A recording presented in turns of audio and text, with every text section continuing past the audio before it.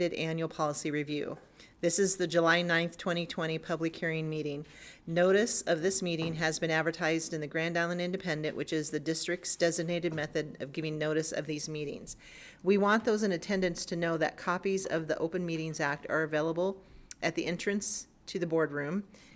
I'm sorry, I'm having trouble. If anyone in attendance is interested in addressing our board, you are welcome to do so. We simply request that you complete the appropriate form and turn it in to us now so that you may be recognized during the public forum part of our meeting.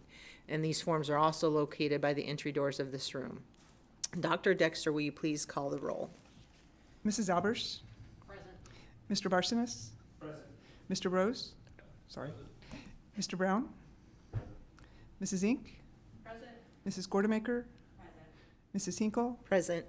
Mrs. Schutz? Here. And Ms. Wolf has called in absent. All right, agenda item 3 then is the public hearing on required annual policy review. And we will start, the hearing is held for the purpose of hearing support, opposition, criticism, suggestions, or observations with regard to required annual review of policy. And the first one is 8312, excessive absenteeism. Dr. Dexter.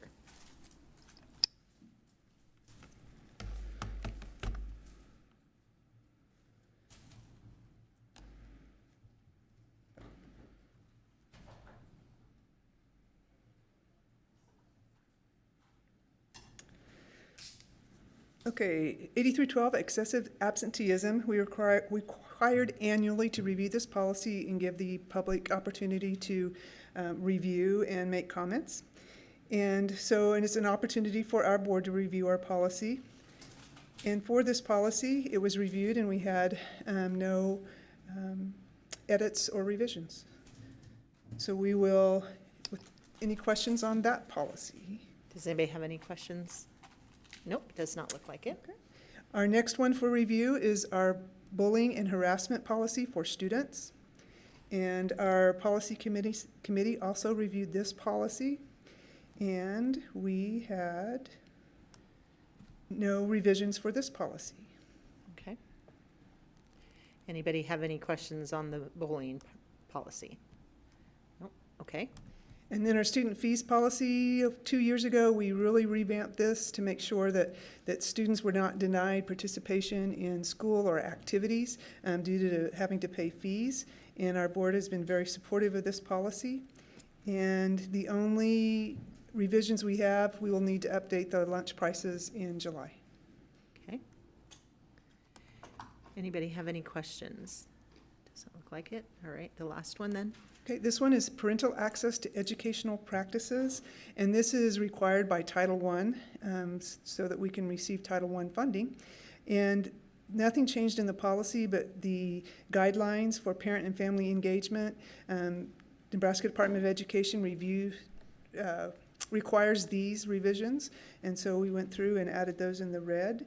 And really just becoming more clear about the need to communicate to parents about what their offerings are. Okay. So you'll see those revisions in red. And we also have those guidelines in Spanish. All right, good. Let's see. Anybody have any questions on this policy? No? Okay. Okay. And those are the 4 policies for review, and we'll ask for approval in the action items later. Okay, thank you. So agenda item 4 is the public forum portion. If anybody has anything that they want to share or discuss on these 4 policies, but I do not see anyone requesting. So this meeting, or hearing, I should say, is adjourned. All right.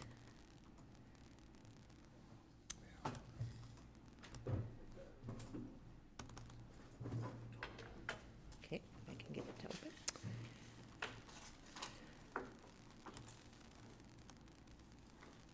It is now 5:35 p.m. and I call to order the Grand Island Public Schools Board of Education meeting. This is the July 2020 meeting. Notice of this meeting has been advertised in the Grand Island Independent, which is the district's designated method of giving notice of these meetings. We want those in attendance to know that copies of the Open Meetings Act are available at the entrance to the boardroom. If anyone in attendance is interested in addressing our board, you are welcome to do so. We simply request that you complete the appropriate form and turn it into us now so that you may be recognized during the public forum part of our meeting. And these forms are also located by the entry doors of this room. And I just want to say to everybody, welcome back. I'm glad to not be here by myself anymore. Dr. Dexter, will you please call the roll? Getting there. Sorry, it just took me a minute. That's all right.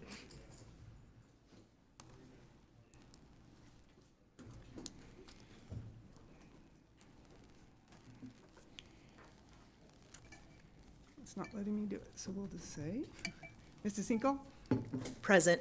Dr. Brose, Present. Mr. Brown, Present. Ms. Wolf is absent.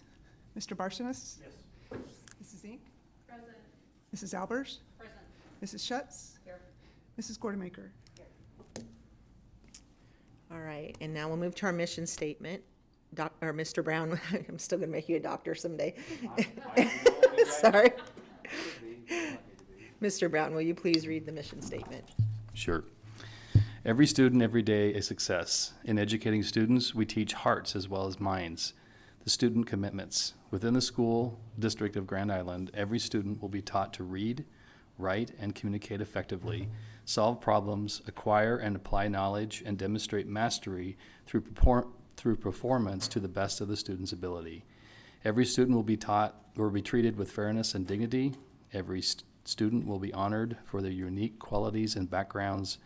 Every student will experience a sense of belonging, contribution, and success, and every student will develop responsibilities and show respect for others as well as oneself. Thank you. We'll now move on to the consent agenda. And on the agenda tonight are 4.1 minutes from previous month's meeting, the June 11th, 2020 regular board meeting, and the June 25th, 2020 work session. Oh, shoot, just a minute, sorry. And I went too far.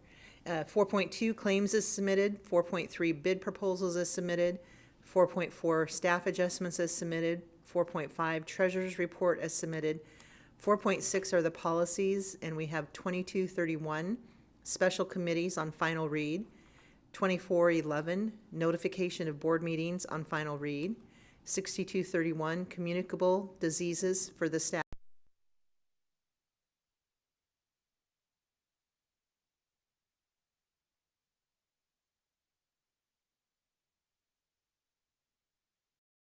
$71.90 district wellness policy on final read, $86.50 participation in extracurricular activities on first read, 4.7 are contracts as documented, and 4.8 is the approval of the agenda as submitted. This is the consent agenda as published. Would anyone like to remove any items or add any items to the consent agenda? Dr. Brose. So it is agenda item. 7.4. Yeah. All right. I move that we approve the consent agenda as submitted with the addition of action item 7.4, District Management Group Academic Return on Investment Training Proposal. Is there a second? Second, Mr. Brown. Any discussion?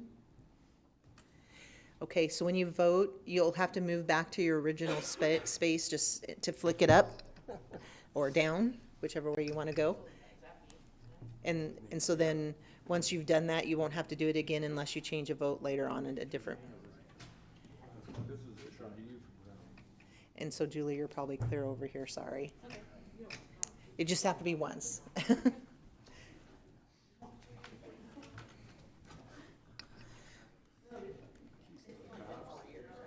Okay. Okay, I think everybody is in. All right, thank you, everyone. All right. Oh. So we will now move on to information items, and 5.1 is the ratification of affirmation of previous e-meetings. Dr. Dexter.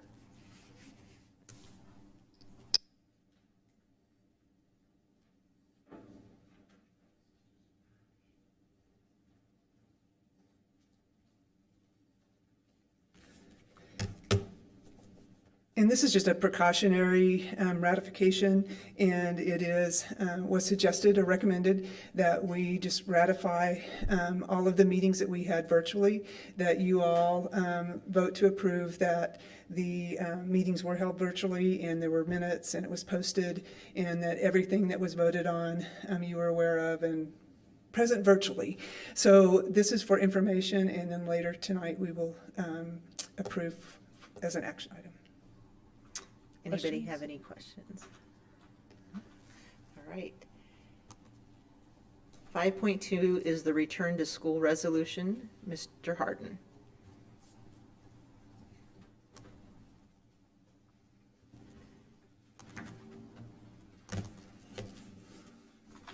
Good evening. I'm living risky, taking off the mask. Hopefully everybody's safe. So remind you that back in March, we passed an emergency resolution on the advice of our attorneys to basically deal with the COVID-19 situation. As we then now return and get prepared to return to school, this resolution will allow the superintendent to have specific authority to make necessary on-the-fly type decisions as the situation changes and develops. Basically in relation to specific Nebraska state statutes that our attorneys have said we definitely need to be aware of and deal with. And so this is one of those dot the i's, cross the t type of resolutions, empower if necessary kind of thing. And so it's on the advice of our attorneys, and I'd be happy to try to answer any questions if you have them.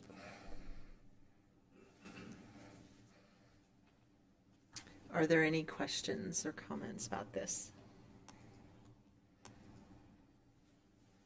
And we will be approving this later as well, correct? Yes, this is intended to be an action item, so as we make all the decisions and things change between now and the next meeting and school starts possibly, we will be ready to go. All right. Mrs. Schetz. I just wanted to, I know it says it in there, but maybe just for the public, how long does this stay into effect? Well, that is a good question. As far as I know, it's enabling for this school year only. Okay. Good question. And really the crux of the resolution deals with opening school, so it's pretty much through the middle of August once we open school. Right. Okay, thank you very much. Thank you so much. We will then move on to 5.3, the face coverings policy for students and staff. Dr. Dexter.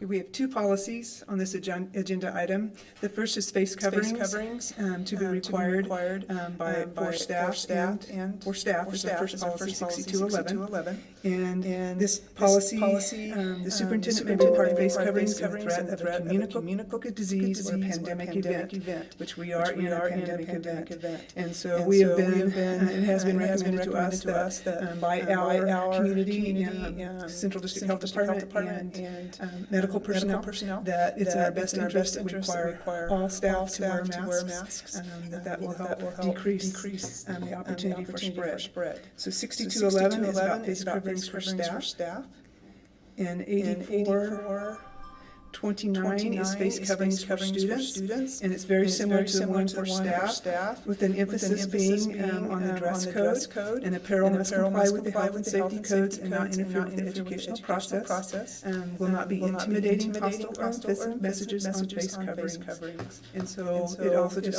states that all students are expected to wear masks. We do have the caveat that if in the event of 504 ADA recommendations or medical issues, the family can consult with the principal and other accommodations can be made. So any questions on those two policies? Mr. Brown. As far as when do we I guess release from this the mandate to wear the face coverings? Is it what organization are we listening to? Because there's several. Are we listening to our local health department or CDC, the larger CDC, or the WHO? I mean, there's a lot of different organizations out there telling us kind of different things. What are we going to listen to as far as when are we going to stop requiring this, and when the pandemic locally would be considered over? Sure. And we have a team that comes together, Dr. Grover, our cabinet pandemic team, Central District Health Department. We have 2 members who are a big part of that team and give us feedback. We're now implementing the chart, red, yellow, risk dial, sorry. So that will be important for us. And again, it will be based on Hall County and our area. So the community next to us might be without masks, but we might still be in them, or vice versa. Okay. Just wanted to clear up when we were going to release it. Thank you. Mrs. Gordermaker. In order to be released, a student from wearing a mask, does he or she need a note from like an attending pediatrician, or what type of note do they need? Just, it's going to be a team with a nurse and the building principal, counselor, parent, but it can be for a medical condition, ADA requirement, or religious beliefs. So, but again, it can be said too that you have the option of the virtual program, and for some that might be the best option.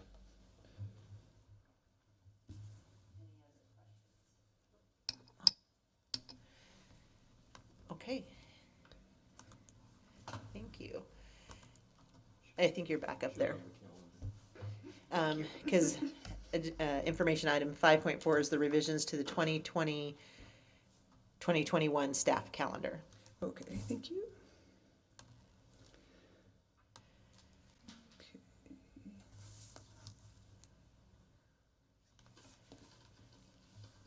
And I'm sorry, I'm all over the place here. That's okay. You're doing double duty again.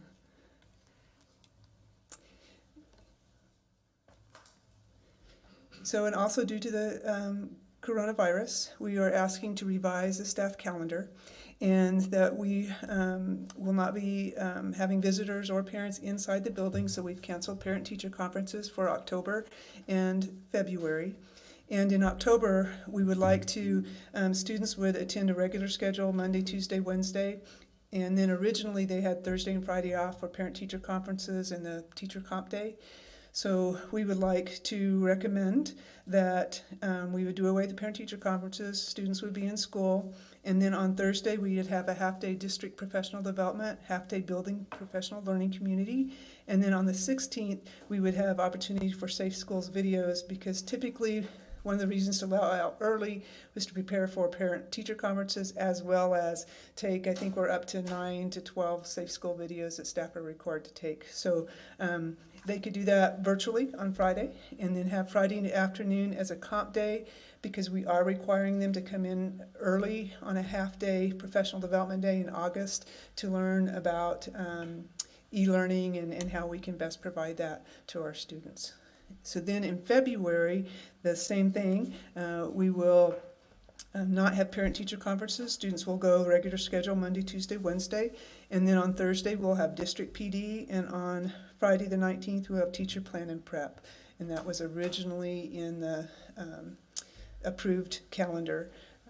But the biggest change is that staff will come in August for a half day for professional development, and then their comp day will be that original comp day, half day in October. So actually student contact time is increased, and teacher contact time stays the same. Okay. Mr. Brown. In lieu of the parent-teachers conference, are we encouraging parents and teachers to be communicating via electronics? I assume, I thought I remember hearing that, but I guess I wanted to make sure that we're not leaving parents out. There are still opportunities. It's just not an official, I go to the school and talk to the teacher. Right, and it's just recommended you reach out when needed, as needed, Yeah. which, you know, some parents are so accustomed to, okay, I'll just wait till parent-teacher conferences, so we're hoping that that'll be an ongoing conversation and it won't kind of build up until parent-teacher conferences. But as students need help, teachers will reach out to parents and parents can reach out to teachers. Okay. And via email is the preferred. Thanks. Mrs. Inc. This might be wishful thinking, but should the world change and we have a vaccine or we have an opportunity to bring back parent-teacher conferences in February, I think that that's kind of important to be able to be flexible with that. So how flexible are we with being able to do that? Just as flexible as we are tonight. We know, you know, February, we can put back the parent-teacher conferences and the teacher comp day and teacher plan and prep would still stay the same. So it'd be pretty easy to do. And hope we can do it. Any other questions? Nope, doesn't look like it. All right, thank you. 5.5, I think you're up there again for the, So far behind on the agenda. Okay. you know what you're saying. So 5.5 is the ESU 9 sign language interpreter contract. Yes. And we have been searching for a sign language interpreter and have not been able to find one. We have the opportunity to contract with Educational Service Unit 9 for a certified sign language interpreter. And so we are asking that you approve that contract. Anybody have any questions or comments? Oh, okay.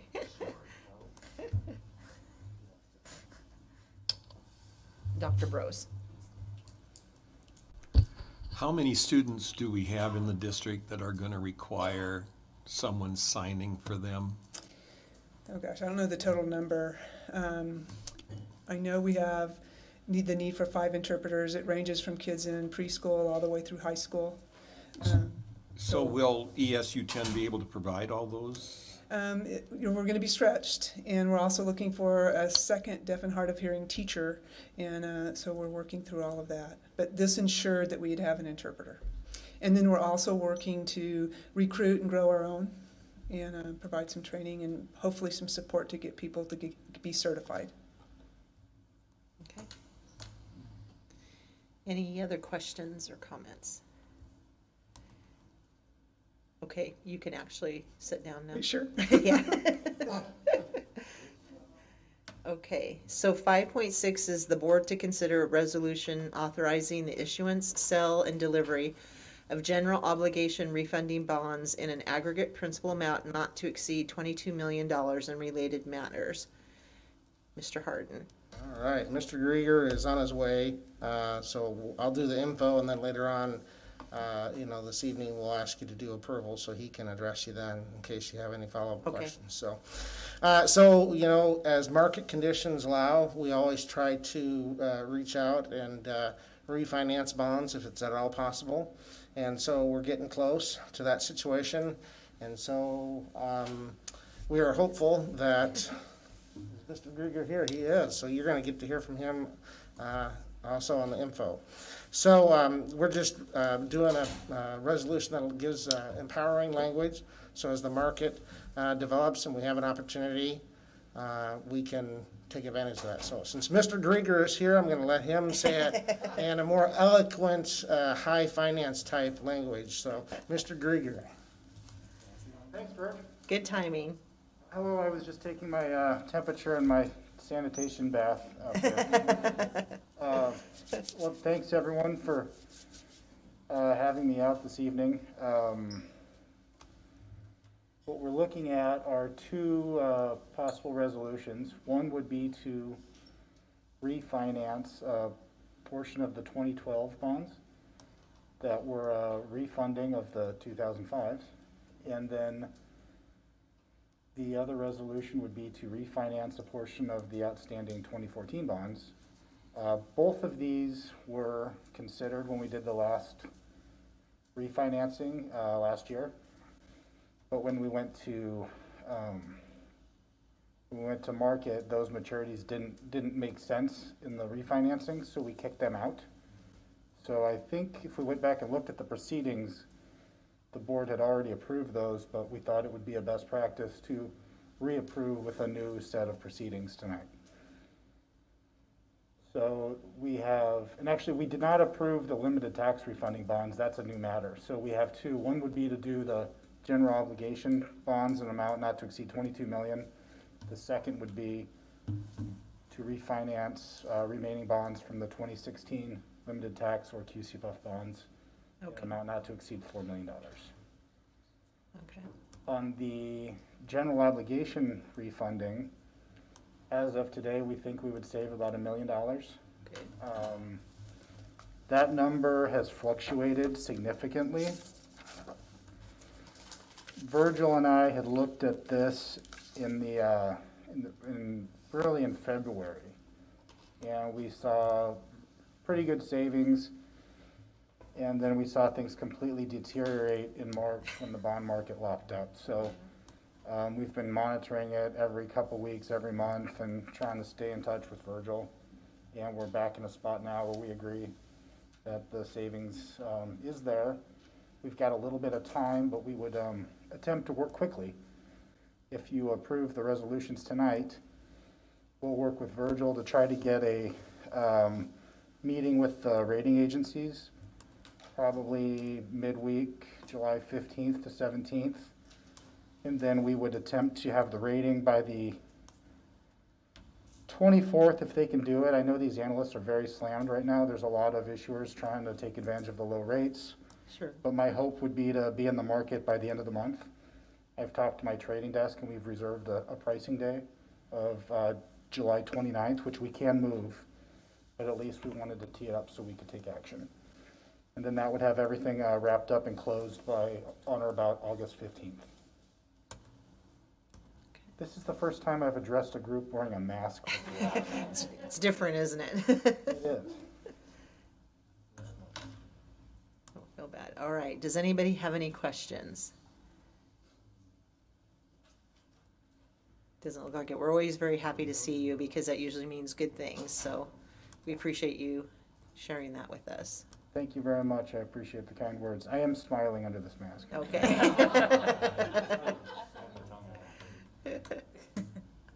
All right. Doesn't look like there's any questions. So Okay.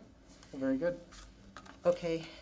So then you also talked about Virgil, we had these under 2 agenda items, but we also talked about 4.7 or 5.7 as well, right? Okay. All right. All right. So we can move on then to 5.8, the Grand Island Public Schools Equity Framework. Mrs. Worthington. Good evening, and Mrs. Hinkle, you might pull up the Equity in Grand Island Public Schools document. There's also a needs analysis attached. I'll be the first to admit it's pretty brief. I feel like the document you're looking at and then our strategic plan really covers what we need to talk about. So I made that other document fairly brief. You are very familiar with this information. You spent 2 of your retreats spending some time on this. I think at the most recent retreat, we kind of indicated we could consider that as information and then just bring it tonight as action. But just to be formal about it, we thought we needed to actually have it on the agenda as an information item, then we'll have it later as an action item. I did send this out to you all last week because it would look a little bit different and got a few comments back. I also knew there's a couple of you that do a great job of proofreading, so I thought, well, better to get it out to them ahead of time. We had some advice. It was an outside trainer who asked to see our equity statement just to help that person with their preparation and really loved everything we had in here. Just from an outsider made a comment that, that first sentence is so strong. Why not have it as your equity value statement and then move the rest of what was the definition under the equity commitments? And that just really it resonated with Dr. Schneider, Dr. Levas, and I as we talked about it. So that's what we did. And it really kind of mirrors the way we do our mission statement. We keep just a couple of sentences as the mission statement because they're so powerful, and then we put the information down below. So if you approve this tonight, That will go on our website. And just a reminder, maybe for the public more than you, we haven't waited for this framework to go on and start working on equity. The L4L team certainly uses it when they make their decisions. You've heard Mr. Harden talk about the way his accounting processes have changed due to equity. So we are already doing things in our district. This just gives us that foundation to continue building on. Are there any questions? Anybody have any questions? I would just like to say thank you to the Equity Committee that has been working so hard the last year, 2 years, and this is a very powerful statement, but it's just not words. It's action is behind it, and so that's what's important. Yeah, that's a good point. There's already action behind it. Certainly needs to be more action behind it, and there will be. Okay, And thank you all for your help on it at the last 2 retreats. all right, thank you. Okay, we will move to 5.9, District Management Group Academic Return on Investment Training Proposal. Good evening. Well, I guess it does come through pretty well. So just to kind of refresh your memory, at the board retreat, we talked a little bit about the proposal that's before you tonight. And since the board retreat, I have given you all the other half of the proposal since I didn't make the copies correctly. But this proposal is to provide training to all administrators within the Grand Island Public Schools on a process called academic return on investment. And as you recall, we just recently completed a comprehensive staffing analysis. And from that staffing analysis, there were a number of recommendations for us to consider as a leadership team and as a district, and for the board to also take a look at different programs that we could potentially look at to maybe allocate certain resources to better align with some of the strategic initiatives that we do have. And every one of those programs, and as we consider how we might reallocate resources, every one of those programs were brought to you with the best of intentions, and many of the folks that brought those programs forward to you are still here within the district. They believe in them with all of their hearts. So it can be a very emotional and a difficult decision when we look at programs to say, are they still working, or are they working as well as we thought they were going to be? Academic return on investment takes the emotion out of evaluating certain programs and certain expenditures, and allows us to really look at it from a data standpoint or from a dollars and cents standpoint, and say, no matter how good we feel about it, no matter how much we think it should be working, is it really providing the return that we need based upon the expenditures or the dollars that we're investing in it? So for us to move forward with this, we would need to make sure that we have all building administrators, all central office and cabinet leadership be trained in this academic return on investment process, so that we are all on the same page. We've all experienced great ideas, but if people don't understand it, if it's not transparent, if they don't know kind of the whys behind it, then it can kind of fall flat on its face. So it's really important that we get everybody on the same page as we might consider moving forward with this. So that's work stream number 1.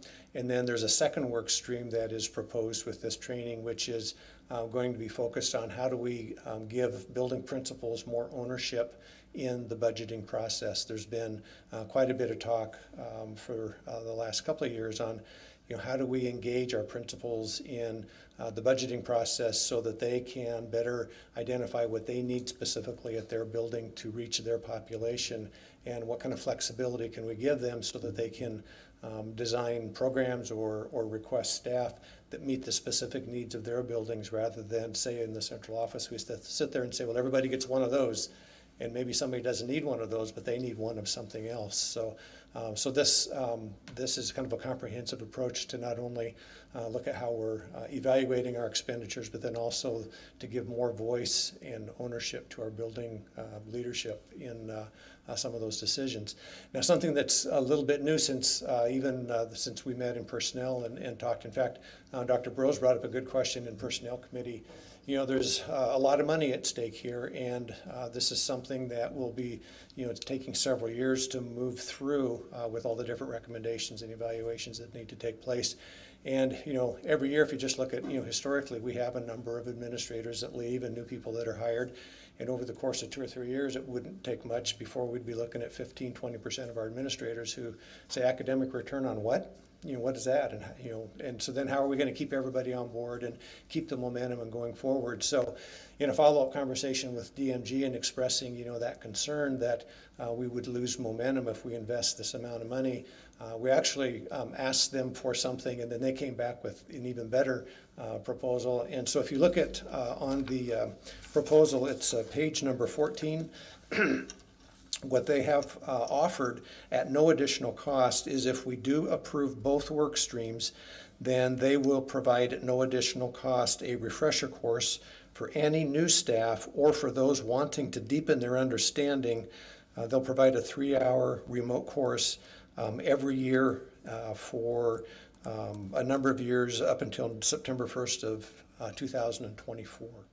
So we could potentially, if you see the wording there, it's for new staff or any staff that want a refresher. So we could potentially have a 3-hour retraining for all of our administrators, and particularly our new administrators, every year for the next 4 years.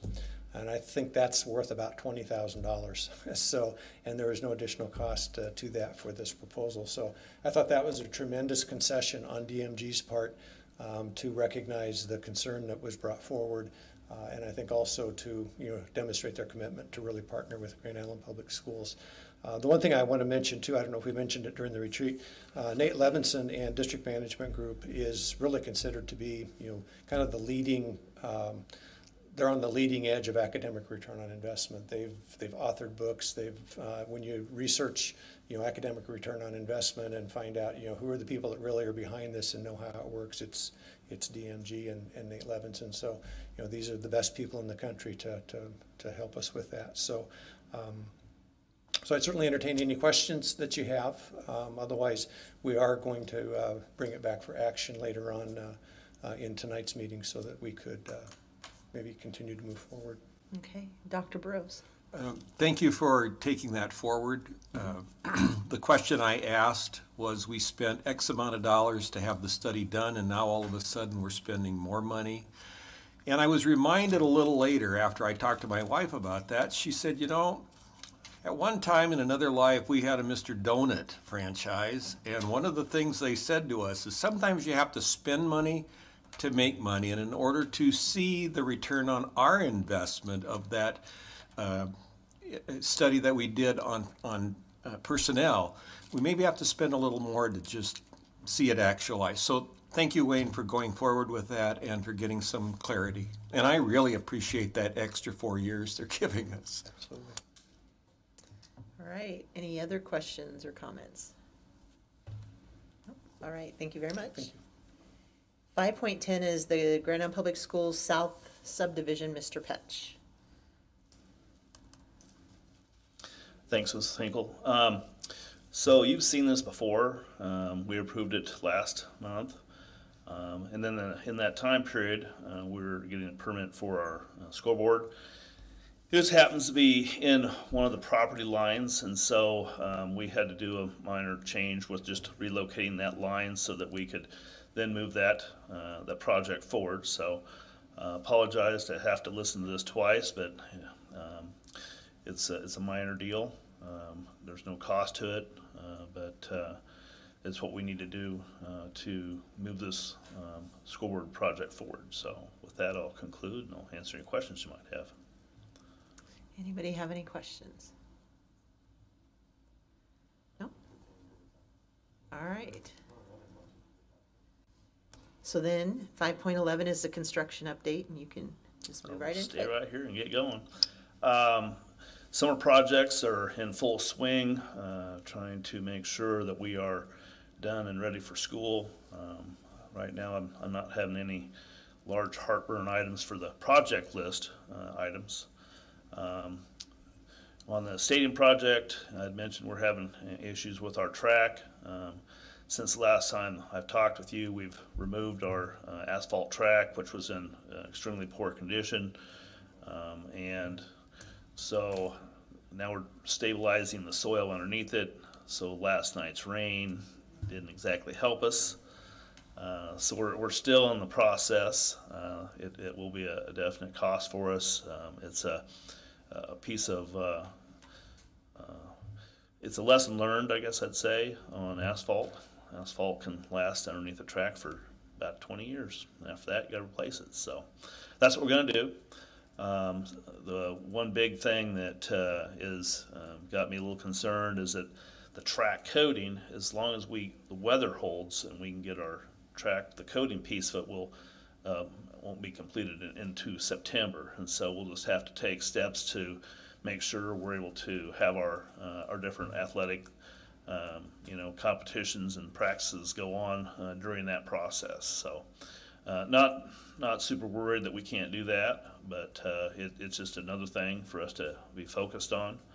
I'd mentioned too, we had to the committee, we'd had some floor issues with our finish in the West Stadium, and so we're moving forward with a slightly different floor finish there. It's an epoxy like we are doing in our locker rooms, and it's actually an upgrade, and it'll look awesome. With the progress there, we've done some punch list for the 2nd through 4th floors. We're scheduled to be back out on punch list on the 1st floor here in another week and a half. So just kind of continue to move that forward. East side's come along reasonably well. They're working on the seats. They're getting finishes started on that east side. That addition over there looks very awesome. It complements our existing building. So happy that Mr. Martin and their family were able to help us along with that part of the project. It's a big thing. So everything going, it's moving pretty fast, and we're hoped to be ready for our first football game on the 28th. Hopefully we get to have a football game on the 28th. With that, I'm going to conclude my report, and I'll answer any other questions you might have about the stadium. Does anybody have any questions? Nope. All right. Thank you. Thanks. Now we move to 5.12, the superintendent report. Dr. Grover. Thank you so much, Madam President. I think Jack is going to run the slides for me. I hear him talking, so I hope he's ready. Oh, yeah. I do have one question for Mr. Petch. What color is the track going to be?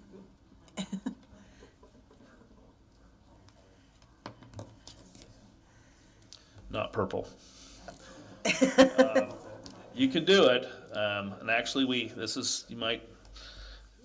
asked that question because they do actually do that track, but it doesn't last as long, that color, and so it's going to be the red that it was before. So it'll look precisely the same, except it's going to be brand new. All right, thank you.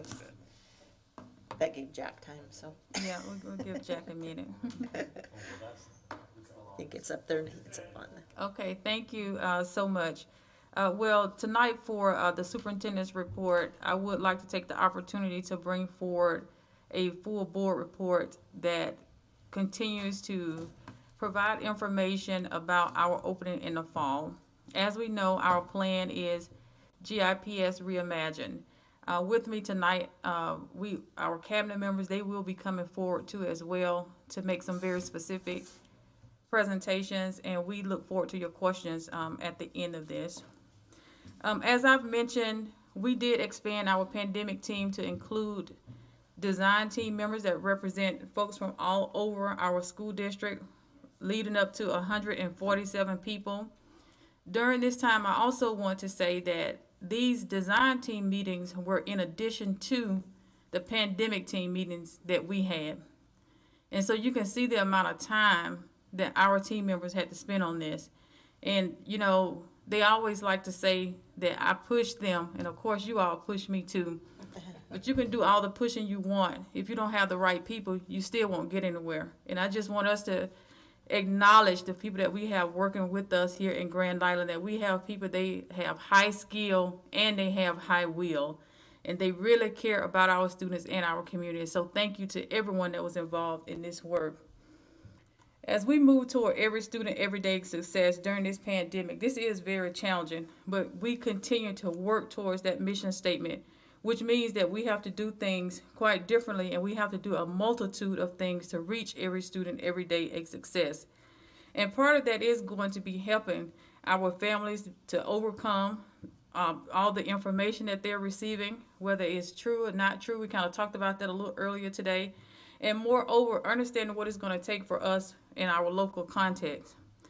That's why it was important for us to establish belief statements that when we talk to our staff members and we talk to our community, we can convey what we believe. We do believe in safety.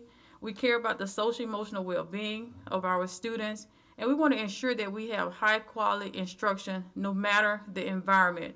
And you will see some of the changes that we had to make in order to ensure that.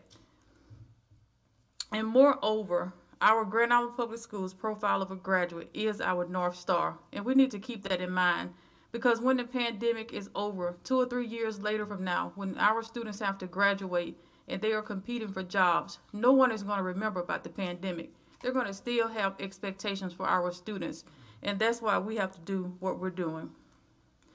We mentioned that we talked to a lot of different people to get our plan together, just to get the research and to collaborate. But just these last couple of weeks, we've had the opportunity to connect with the Tri-City School Districts, Hastings and Kearney, to use each other as thought partners to share all of our plans. Just this week, we met with a host of local doctors. Teresa Anderson helped to facilitate that meeting for us, several pediatricians in town, and several doctors. My first time meeting a lot of them. We've had the opportunity to talk with our key communicators, which includes our mayor, the chamber, and all of our key leaders across our community. We've shared our plan with our staff, and as you know, we shared it with our families. And today we had the opportunity to do a follow-up meeting with our Parent Advisory Council to get their feedback and also to ask their advice of how we should move forward. I would like to say, while we expected a lot of different questions, and you can see by our boardroom tonight, I do believe that we have overwhelming support from our community to help us move our plan forward. And so as we look at opening our schools during the pandemic, we have established commitments and we've shared them with everyone. And we will be looking for all of us to embrace these as we kind of go through the nuances of not knowing what we can expect, but we can control our attitude. We can control how we express kindness, empathy, and gratitude, and how we take personal accountability to ensuring that we keep each other safe. With our models, just so we can all continue to become familiar with the language and what each of these models mean.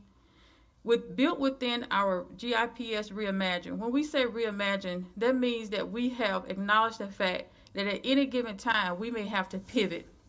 Okay, we may have to take our educational opportunities to different levels or to new places in order to serve our students.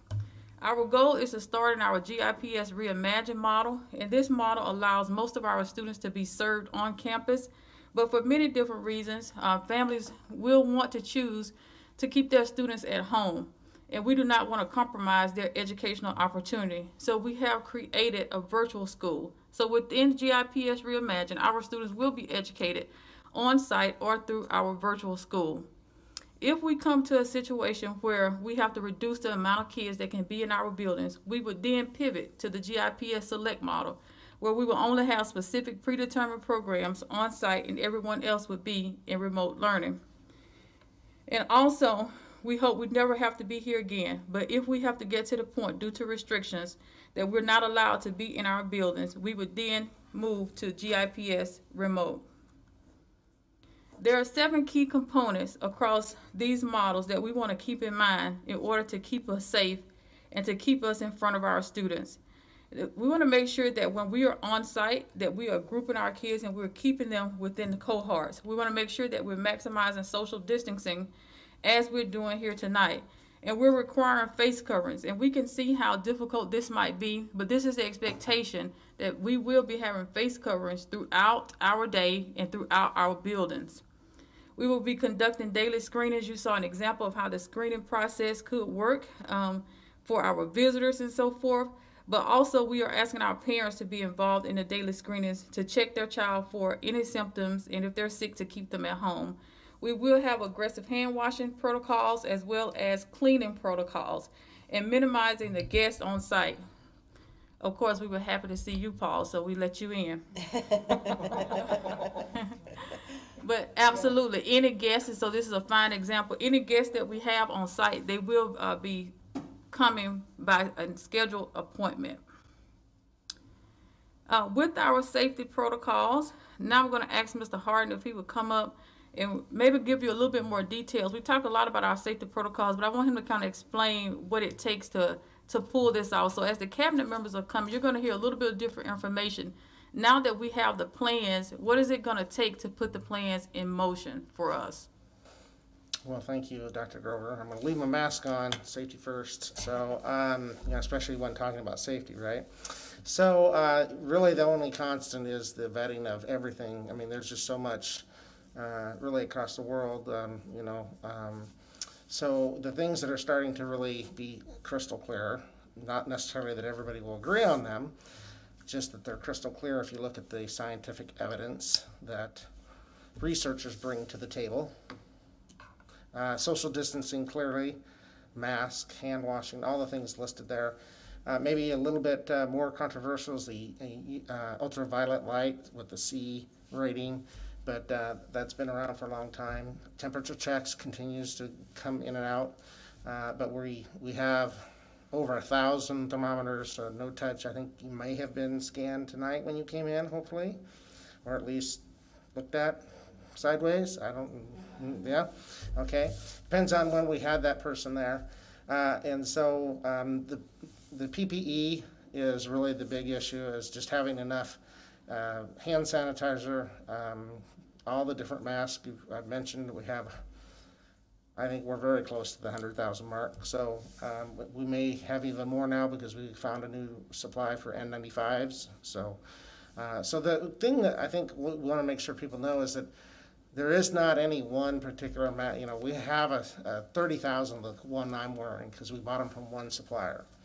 They're 3-part cotton. That doesn't mean that all the masks that we have are like this. So we have N95s, we have surgical, we have throwaway, one-time use, one-day use. I mean, we just have a whole plethora because, quite honestly, we were having such a hard time initially finding any mask to buy that we were buying anything we could get our hands on. And so that's kind of shifted. Now the state has some masks that they're going to give us through the ESU Coordinating Council. And so we will have masks quite literally everywhere, just like we will have hand sanitizer. To the extent we can do no touch is extremely important. So we're working on having as much no touch on the food service side of things for kids as they go through the line. When we practice that model, that they have single serving containers, they grab that container and that's the only thing they touch. No one else is touching, kind of thing. We're trying to do no touch on the water bottles, so kids are encouraged to bring clear water bottles from home. Use the no touch water bottle fill station. We'll have at least 2 of those in each of the rooms or each of the buildings, and not use the traditional thumb, water fountain kind of thing. So trying to limit the high touch areas as much as we can, trying to eliminate them if possible. So there's just an unbelievable amount of activity going on with purchasing, just deploying all those. We're going to have to continue to work on what does lunch look like and all the different things, because as you know, what we have at Gates is totally different than at Shoemaker. So there's just a lot of nuances. One size fits all is not going to be the normal when we come back to school. We're going to have process variation, but trying to bring safety in the forefront of everything that we do. So with that, I would conclude my comments. Questions now, or you want to wait? If we can do the questions at the end, is that okay? Yep, that's fine. All right. Thank you. And so Virgil, he talked about the face coverings. I think one other thing to help our parents understand that if students want to bring face coverings from home, they certainly can do that. And we do have the very specific guidelines, making sure that they are able to cover their faces within our handbook. Yes, sir. And your comment reminded me of one other thing I failed to mention, so I'll do it now. We recommend that it's a 3-ply because that's, again, kind of the highest and best. This one I have on is a 3-ply. Cotton fabric can be washed nightly if possible, kind of thing. It's up to the end user, the parent, the family, the children. But if you can't do that, then anything. I mean, it's kind of, the phrase is, a bandana is better than nothing. But a 3-ply cotton mask is way better than a bandana, right? Kind of thing. So we're encouraging people to the extent that they can to use the 3-ply cotton natural fiber mask, but anything's better than nothing. And Virgil and I, we are testing them out just so we can see how our students will behave in them. So, thank you, Virgil.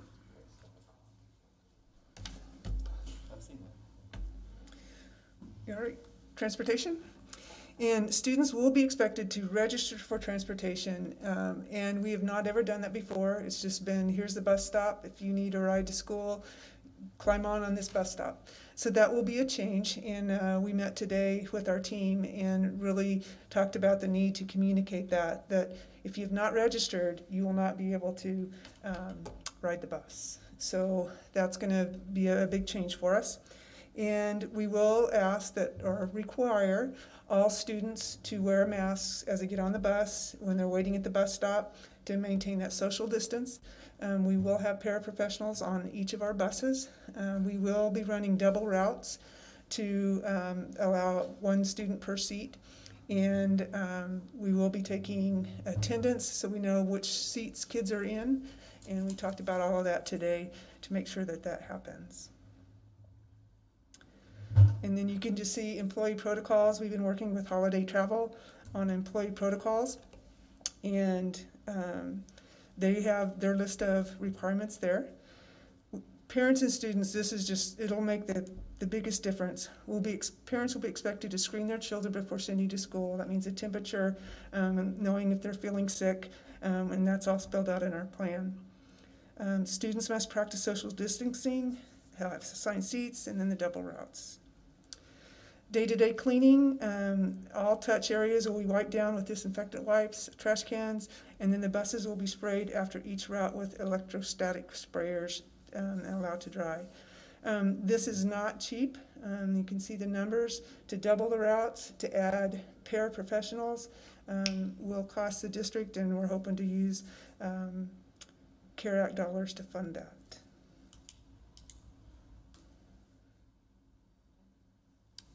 Attendance is expected for all students, and this is a little bit of a change when we were in remote back in the spring. And we're going to have to do attendance whether you're in virtual program, on site, or e-learning. And so we're working with Corey's team, Mr. Gerhardt's team, to come up with how we can collect that data without messing with everyone.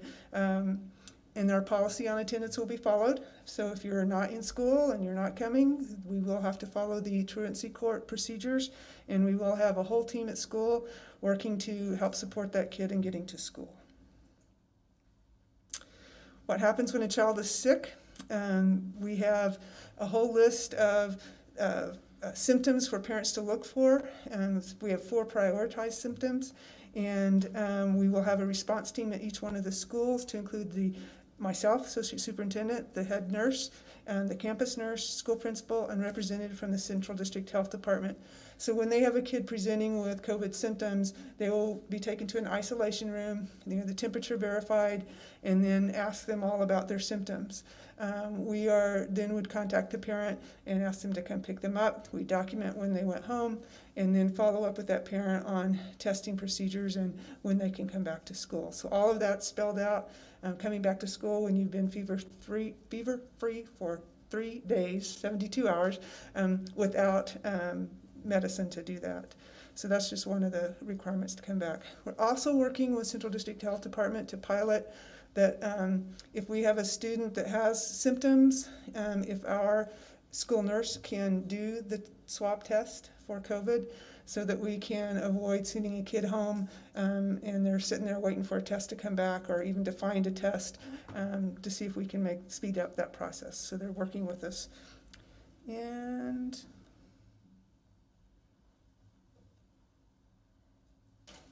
And this just talks about our isolation rooms, and our nurses have been phenomenal. Our lead nurse, Chris Ruman, they've worked all summer to put together protocols so that every nurse in the district will have the same set of protocols, the same verbiage to work through on identifying the symptoms, contacting the parent, and working within the school community to support students and parents. And managing the confirmed cases, positive symptoms are presumed positive, positive with no symptoms. So we'll be working through how do we identify that. We have a test-based and a symptoms-based plan based on how the Central District Health Department can work with us. So that team, again, will make those decisions.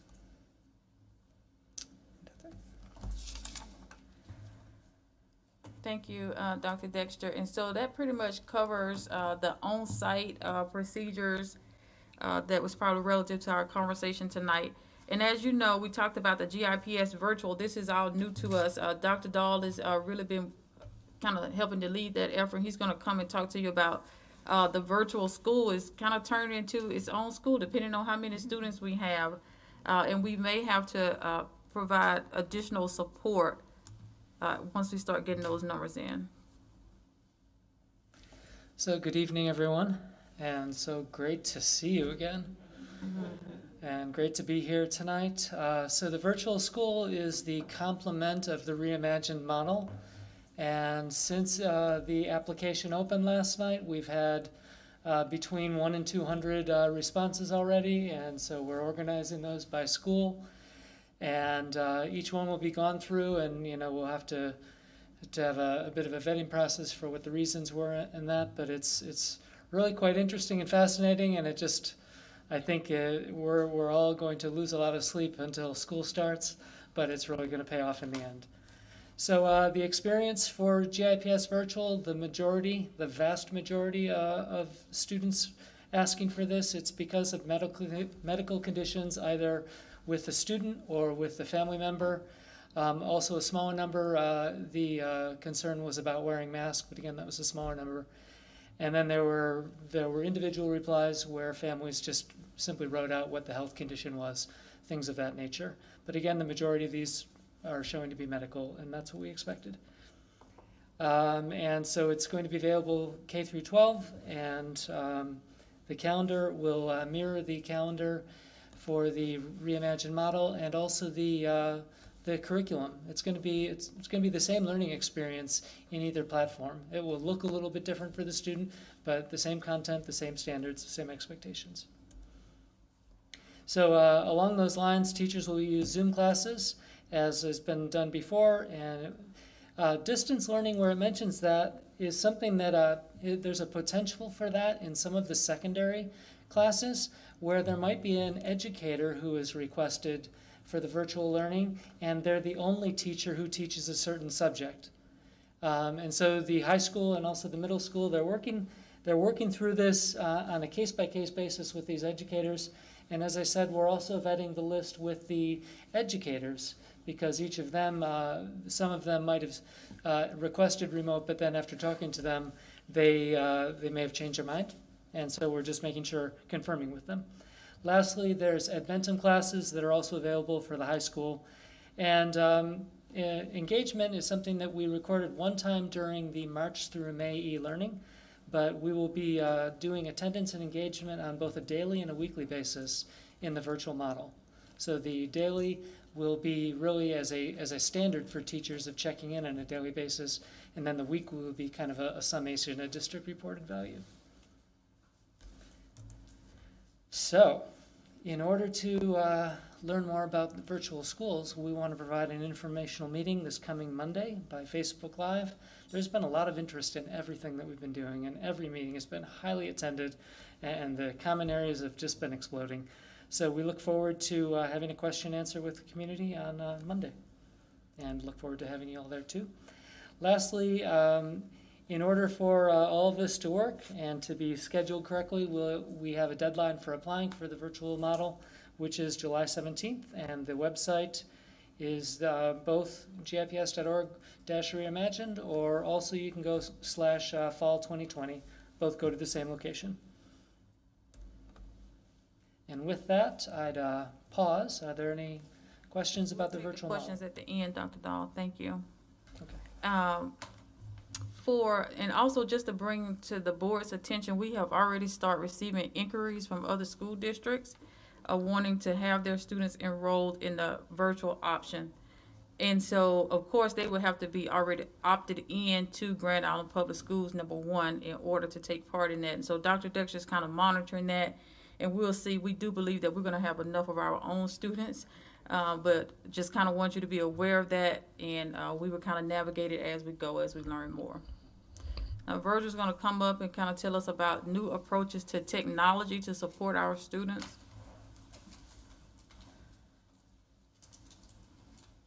Again, good evening. I think you've heard Mr. Gerhardt talk a little bit about the technology called TV white space.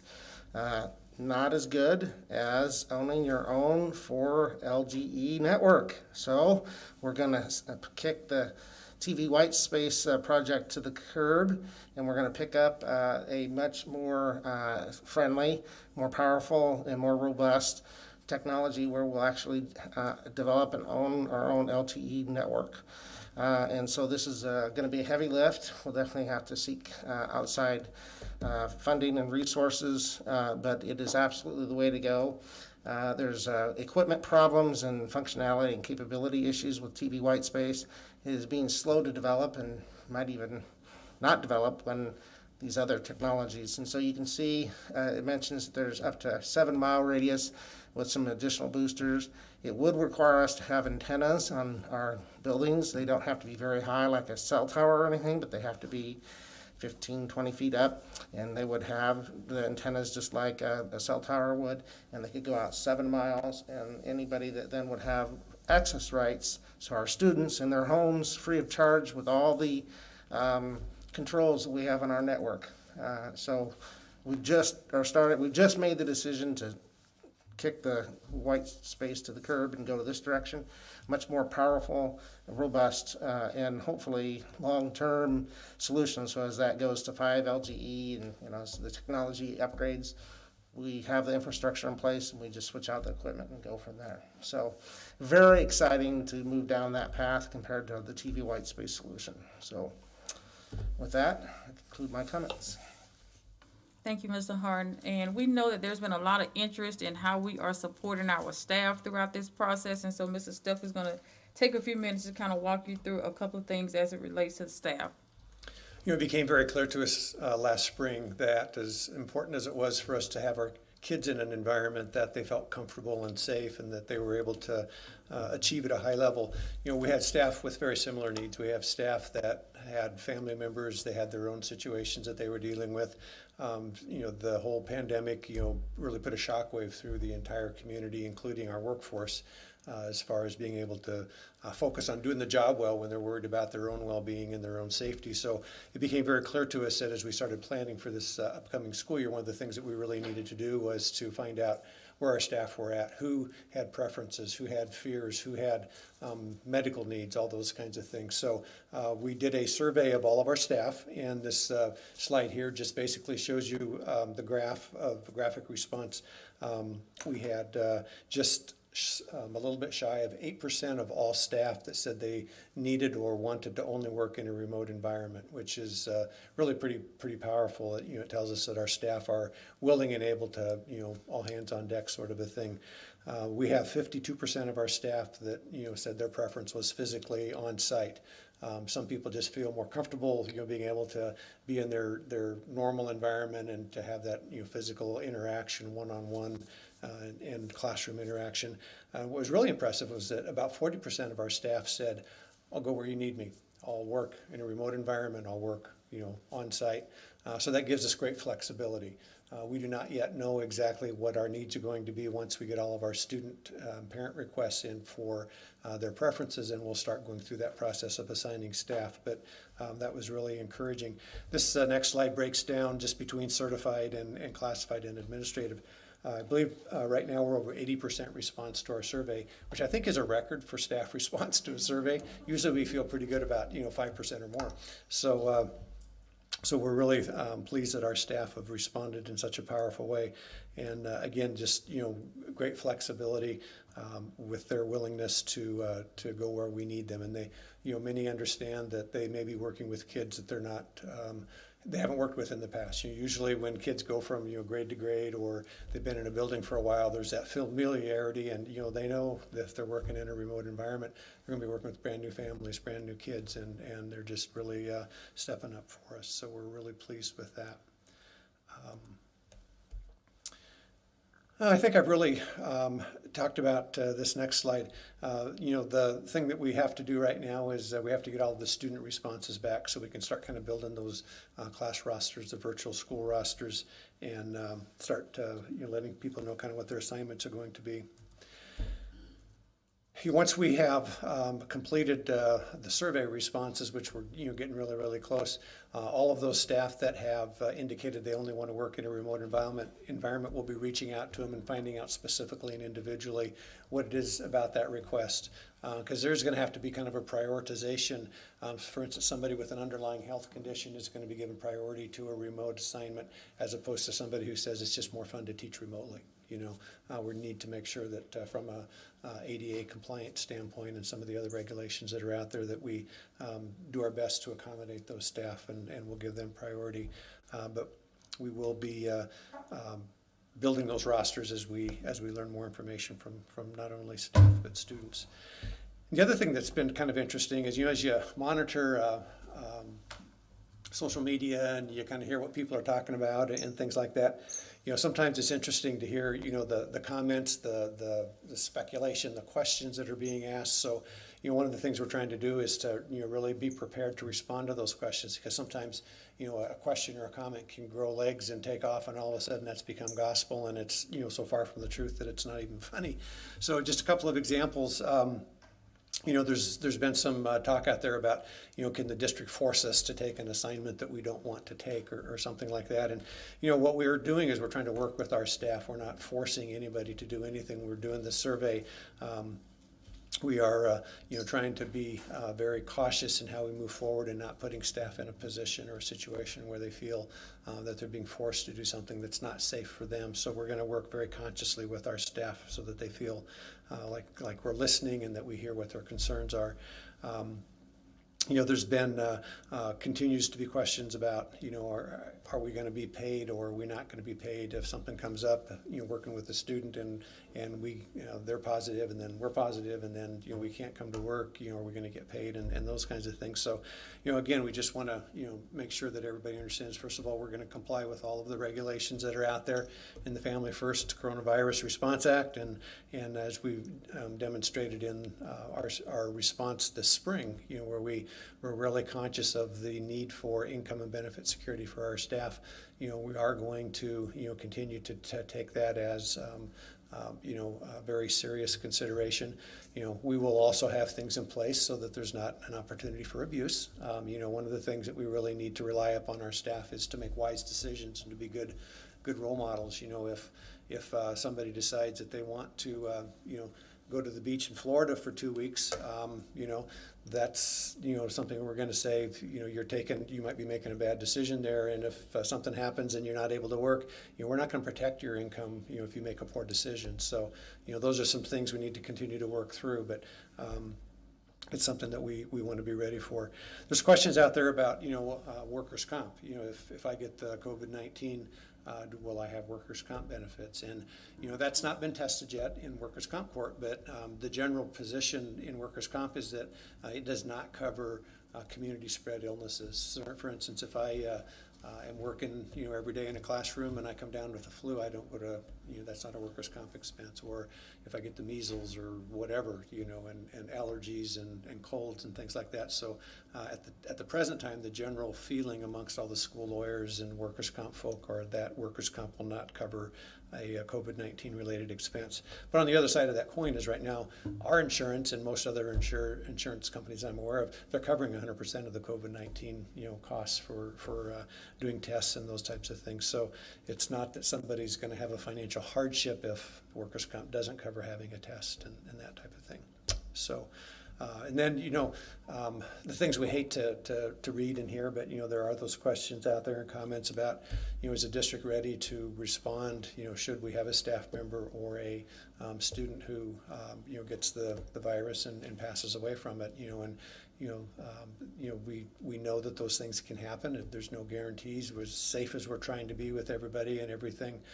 Those things can occur, and we'll handle that as we've responded to other crises that we've dealt with. There's no guarantees, and if we need to call upon our crisis response team, we will. If we need to bring in our EAP to provide additional enhanced benefits or supports, we'll do the things we need to do to support our staff. So we just kind of want to arm people with that kind of information. And as board members, if you hear things, if you get questioned by members of the community with those kinds of questions, hopefully this gives you a little bit of information to respond back to. But by no means do we want our staff to worry that they're being forced into a life and death situation. We want to be right there side by side with them and support them and encourage them and be as accommodating as we can and still meet the needs of our students. All right. Thank you, Mr. Stilk. Now, Dr. Palmer is coming. Mr. Fitch, make sure he keeps Dr. Palmer safe so we can keep the kids learning. Talk about professional learning for our teachers. Right. Good evening. Yeah, I'm here to just share a little bit about the professional learning that we've been providing to teachers. We knew after the spring and school closure that the environment, our teachers stepped up to the plate. They went above and beyond. They went out and learned on their own. We gave them some support with that, but they came back and said, we want to be better. We've seen the benefits of including technology in our instruction, and we want to make sure that we do this right. So we've been providing a lot of additional opportunities over the summer. I've shared some of that with you at the retreat, but we've continued to do that, and they've given us some really great feedback. We want to make sure that every one of our staff members is ready for an environment if we have to move into a remote learning environment. So not just our virtual school teachers and not just right before we have to go into a select model or remote model if that were to happen, but at any time. And so we are requiring all teachers to go through some training. The training that they're participating in this summer is actually is meeting that need for that required training, but for those that are not participating in the summer training, August 4th and 5th, I think Dr. Dexter shared about the calendar dates. Those are the dates that they'll receive that basic training for instruction around remote learning. So within that learning, really focusing in on remote instruction pedagogy, what does it look like in a classroom? Where from the user end, and the best part about this training is that they get to experience it from the user end. And a lot of their comments were, now I know why kids were struggling. Now I know why it's important to keep some consistency with the way that we design our classrooms. Now we know why this is important. So hearing a lot of really great feedback from teachers and ahas about, why there needs to be some similarities in the way that we design the classrooms. And then the classroom community, it's just like when you have a classroom of students, you want to create that culture that you're a community together. And it's the same way with the e-learning environment too. We're a community of learners together, and we have some high expectations. And so we're going to develop that within our community classroom. And just the way the classroom's organized, the way Google sets up their classrooms, the way Canvas, when kids go class to class, they need to know if there's going to be some consistency, and they're not going to have to learn to navigate that and change every time they go to a different course. On the teacher prep side, for unfinished learning, we know that our students were expected to achieve certain standards by the end of the third trimester, the end of the year. And we know that we're going to have some students that are here. They met what they were supposed to meet by the end of the year for a lot of different reasons, but we also know we have students that were here and they didn't. And so our team has been working really diligently at looking at what those standards are, looking ahead to next year and saying, where do those standards fit in to this next grade level? And where do we set teachers up for success to identify what's the learning that needed to be learned that wasn't, and how do we address that in this unit? So really thinking about that in-time instruction, catching kids where they need to so it makes sense to them, and then saying, okay, if you're not here and you need to be, we're going to assess you, we're going to figure out what you need to learn, and we're going to embed that into our instruction, make sure you get above and beyond instruction to catch up, because the goal is that everybody's on track. So principal support, most importantly, not most importantly, but as important is making sure our principals are ready to lead this work. So we had a PK-12 principals meeting here just on July 7th to onboard them onto our reimagined model, and man, did they come up with a lot of great detailed questions that we need to answer to help support them. But they've been just amazing. So we'll have another meeting coming up on the 31st that just kind of outlines the beginning of the year. So it looks different. You know, they're used to setting up that parent orientation, their time with their teachers and their staff to develop that community, and, you know, around themes and things like that. It's all going to look different this year. So we have to help prepare them for that. The question and answer document, I haven't looked at it lately, but there are a lot of questions on there and a lot of answers, and it's great because they're getting down into the details, and there's a visual of that right there. So you can see that we're continually going back and forth. And I've had a couple of just one-on-one meetings, small group meetings with principals since then, and they really have done a great job of, you know, saying, here's what I think we can do about that. They're not just coming up with a question and expecting us to answer it. They're saying, well, we can meet and we can help come up with the solutions. And so really appreciate and so proud of our principals and how they're stepping in to help support that. Coming up, we have Lead GIPS, which is all of our administrators, and we've got a new principal, new admin boot camp coming up this next week. We've got an expert in the field, Doug Reeves, who's really going to tie into our focus around equity and excellence, and he's going to give us some scenarios to think about the what ifs. What if this happens? How do you respond as a leader? Keeping our whole situation in mind. So we're really looking forward to all the things that are coming up in order to support our principals moving forward. All right, thank you so much, Dr. Palmer. A lot of work there. Yes. Dr. Dersh is going to give you an update on our social emotional. You've kind of heard it before, but we know that it's so critical, and we just want our public to know that we're paying attention to it for the students. We've really had the opportunity. We've presented the Positive Supports Framework, and we have 3 principals who have really stepped up. They're passionate about social emotional learning. So social emotional learning is one of the 4 components of the Positive Supports Framework. And you can see our definition of social emotional supports and where we're working from this summer. We have an elementary team, a middle school team, and a senior high team. Elementary team is led by Joe Eckerman. Their middle school team is led by Rob Bishop, and the senior high team is led by Mike Person-Perry. So they get together and meet, and then they go out and work with those teams, and those teams are writing lesson plans. So day one, teachers know how they can support kids. Things like, how do you talk with a mask to your best friend, and just some real basic instruction. One of the key things is about starting the opening ritual for the day. How do you connect with each other and kind of get rid of all the baggage that you came to school with, and then a check-in during the day, and then that final closure at the end of the day. So pulling together activities that will support those rituals. We also have school counselors.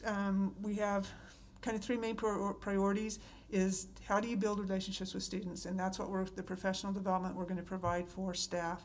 The school hotlines will still be active. Our GIPS crisis team has been active, since day 1 of COVID and through the summer. Lee Jacobson has been wonderful. He's worked with GIPD to know those families and kids who are in crisis, and then he reaches out to the social worker or principal counselor at that building. So even during this summer, we've been able to reach out and support families that are in crisis. We are looking to support building level teams, and this was really a positive of COVID in that social workers, counselors, school psychs, social emotional learning coaches, administrators met weekly to identify the kids that were struggling and then identify who could reach out and support. So we want to really see that continue when we get back in school. The trauma-informed social emotional classrooms, we had, I think 40 people that attended a virtual conference on trauma-informed schools.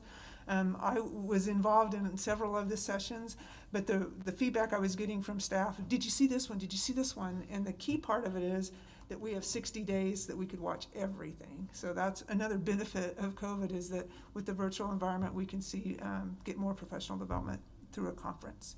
And then the staff, supports for staff.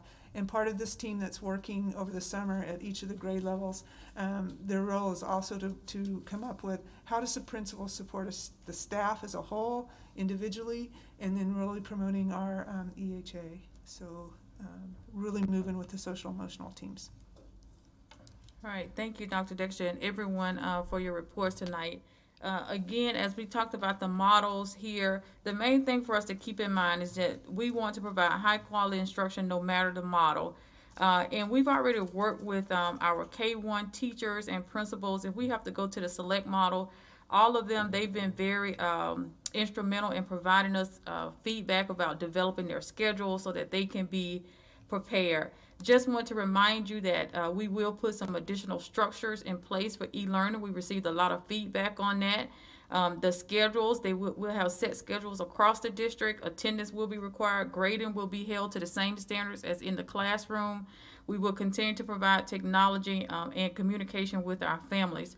One of the biggest things that we heard about in our survey, that this probably just kept us up, after we saw those numbers, of the number of kids, it was about 28% of our families said, if you close school, there is no one at home to help our students. And we do believe that to be true, just simply because of the number of kids that we couldn't reach during COVID, that we could not have any contact with. And so Mr. Stelk, I don't know if you want to come back out and say anything about this, but we are developing a very organic program called the Step In program. And so for those kids, if we have to go to select or remote, we have a plan to be able to step in and provide that support for those families who do not have anyone at home to assist their child. Well, I don't know how much to add right now. We're in the process of assembling the task force to really put the program together. We'll have staff that will be identified as, I think, what we're going to call education partners. Probably most of those will come from our substitute teacher pool. If we move into the remote or the select model, there will not be a need for as many substitute teachers going into the classroom. So they're going to be hungry for assignments and hungry for work. So what we'll be able to do is identify students that have those special needs of support, students and their families, and then these education partners will be assigned, and they'll have certain responsibilities that we'll outline for them to make contact with both families and students to provide whatever supports are necessary. It might be how to access resources. It might be to make sure that the students are engaged at the right time, at the right days, in their classes and their lessons, providing, tutorial or mentoring types of programs or services to just, help them work through their assignments, or to, be that encouragement or, kind of an accountability partner, I guess. But just whatever it takes to make sure that they keep moving forward. So it's one of the few programs that should be kind of cost neutral, because we'll have that substitute teacher budget already in place, and if we're not assigning them into classrooms, then we can assign them to these education partner programs. So it's pretty exciting. Yes, sir. Thank you. And to wrap it up for us tonight, Jennifer is going to come and talk about our ongoing stakeholder engagement. So I'll just remind you briefly of some of the things we've already done. You're aware of it because you have been part of a lot of that. We did the survey to families. You know that part. We had about 3,600 responses, and that really helped us develop our models. As Dr. Grover just said, we were able to find out what was difficult at home, what students needed additional help with. So that was helpful to us. We've collaborated throughout this process with local, regional, and state partners. I think it was mentioned earlier tonight, quite a few medical professionals have helped us, and one was on vacation and Zoomed in with us. They've just been more than willing to look over our documents, to send us additional resources to help us on the way. So we've met already this week, as you know, with our town hall meetings. We also met with our Parent Advisory Council and our key communicators. And in both cases, they gave us, I'm not sure I'd say changes to the plan, but certainly their questions helped us update our responses, how we'd respond, things that maybe we hadn't thought of or we needed to go a little bit deeper in. So that's been very helpful to us. So going forward, we created the the district, Jack created the Reimagine booklet. I think his entire July 4th weekend was spent on that, and we're now in the process of getting that translated and reformatted into Spanish. It's a matter of you can't just plug the translated language in. It flows completely differently. So we will have that up very quickly, along with, we'll have some Q&A documents. Dr. Palmer mentioned the staff ones, but we're also collecting all the questions we've gotten from the different meetings we've held. So we will have that on our website as well. We have a new section to our website. If you go just to the regular website, it's the first thing you see, or you can type in /reimagined. Couple of the things we really need to concentrate on now as we think about our partners. We have so many partners that benefit our students tremendously, whether it's our academy partners, our teammates, mentors, our scouting programs, and they're really asking, what do we do? Our community schools bring partners in. So we need to work through that, and I'll work on trying to put together some protocols, taking it to the pandemic team. Obviously, we don't want visitors in our schools. We want to limit that as much as possible. In some cases, we just may need those in our schools. So we'll be working on that. And then really preparing families for fall. That's what's hit me as something I need to think about. All of us do. You know, we talked about the meeting Monday we're going to have for people who are interested in virtual, but are there other things we can think about? And I'm going to use Seedling Mile as an example. In Parent Advisory Council, Mrs. Gordemaker said that they know they can't be in schools doing fundraisers and all that, so they're going to become a support for parents, maybe every other week Zooms or things like that. And a lot of our Parent Advisory Council members were interested, so she's going to share that information. But we don't have that parent involvement at all schools. So in those cases, can my department help with providing some of those same things to parents? And that's one example. There may be others. As we learn about what parents really have questions on, we will look at ways to help prepare them for the fall. Okay, thank you. Well, that kind of wraps it up for us tonight.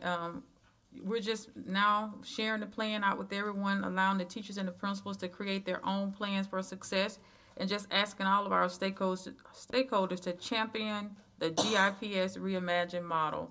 You can check it all out on our website. Of course, you know that. And now we will open it up for questions. Right, are there any questions? Mrs. Zink. With the virtual school, this might be for Tony. Will there be like a separate principal for those teachers doing virtual school, separate from the building principals, since they'll be coming from all over? Yeah, we talked, thank you for that question. We've talked a lot about that. Actually, the numbers are really going to drive what we decide for what the administrative support, but there's definitely going to have to be administrative support. Teachers are going to need supervision and support, and of course if there's disciplinary issues or parent needs, things like that. So we are going to have to be thinking about that.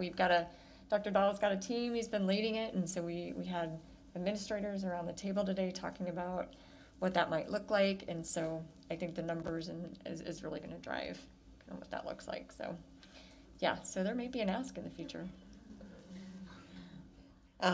Does anybody have additional questions for Tony? Or is it for someone else? Okay. I was just trying to keep him from going back and forth. You do? Dr. Brose, go ahead. Dr. Palmer, I have a question about the virtual school. Are we going to do that by grade level? Like, will there be a first grade and a second grade and a third grade? And what's it going to look like in the middle school? Yeah, we're kind of building it while we're flying without plans. I mean, we have a vision of what we want it to look like. The numbers are really going to drive that. I mean, we can organize it in a lot of different ways, but it's going to look like we'll probably have a first grade cohort of students. They may not all be from one school, they may be from different schools coming together. So we're looking at teams. It's going to be really important to have teams of teachers. So whether we have 2 first grade teachers and they're virtual teachers for the entire district, that's kind of the way we're looking at organizing it. It's going to be, the PLC piece is going to be really important that they have collaboration.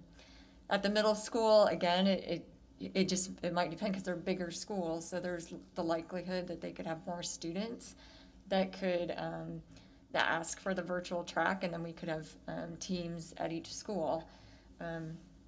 But we could end up with situations where we have 6th grade only has 20 kids and 8th grade has 50, and so it's going to be interesting. We'll have to be really creative, and the principals were really helping us with that, as they were talking about the different ideas and the different ways that we could organize it.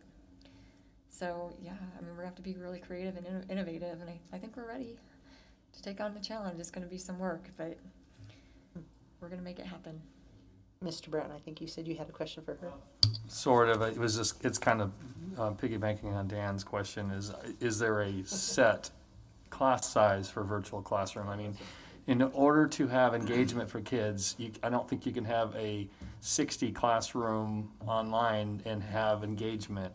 I mean, and so is there a number? Are we aiming for 20, 25, or what do you think that looks like? And at the end, do we think we need more staff to do this, both virtually and in person? It might get tricky in some areas because of the numbers.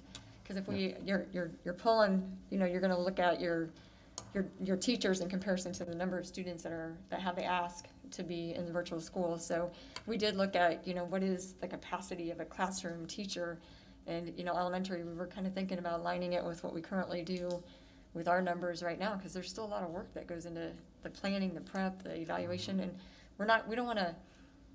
we want to make sure kids are on track, right? So we want to keep that high quality instruction. Kids have high quality resources to access, and it gets more difficult the more students that you have. So we definitely want to keep that in mind. But we may end up in situations where, we've only got 4 kids, in a first grade classroom. We're going to have to make some decisions. Do we increase the number of students in one group, so we don't have to pull a teacher out of a classroom in a traditional setting?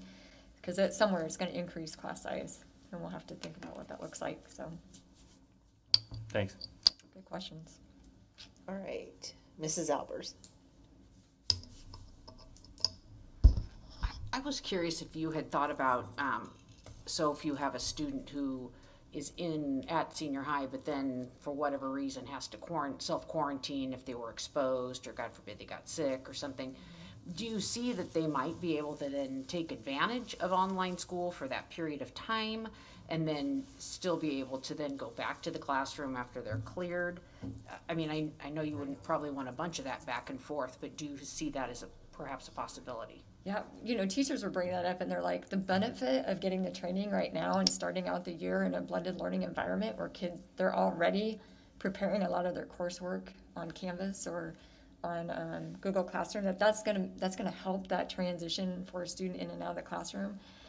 It would be really difficult to take a student that's quarantined for 14 days and put them in virtual school and then try to bring them back. I think we'd lose that continuity of learning. And so just like when a student, if I were a teacher and my a student got sick, I'm still responsible for making sure that child gets that education. So that's kind of the way we're looking at it, is they'll accommodate. We'll have to work with parents and things like that. That's a good question. Mr. Schutz. Okay, I don't know really who this is for, but I noticed it came to mind when you were talking about transportation, and I noticed a lot of comments last night about if parents need to drop off their kid at a certain time because of work or whatever, is there a place for kids to go, and what are going to be the hours? And then there were a lot of questions about, well, will the day be shortened or will the day be lengthened? And I guess I'm not sure what's driving either one of those necessarily, but just what are the hours and what does the school day look like? Do you want me to take it? Okay. We're not changing the hours, but what we've talked about and conversations are ongoing, but as we're planning, we have to, that word flexibility comes into play a lot. There are certain things that we don't want to bend on. It's the instructional time around our core.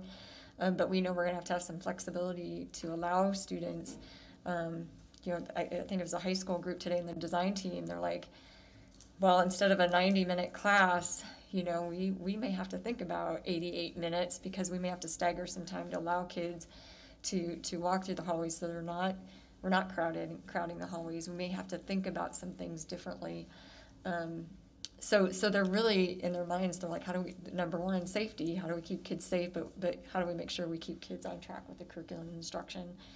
The before and after school, principals are already talking about what's the pathway lanes, what does that look like, and which doors do kids come in every day?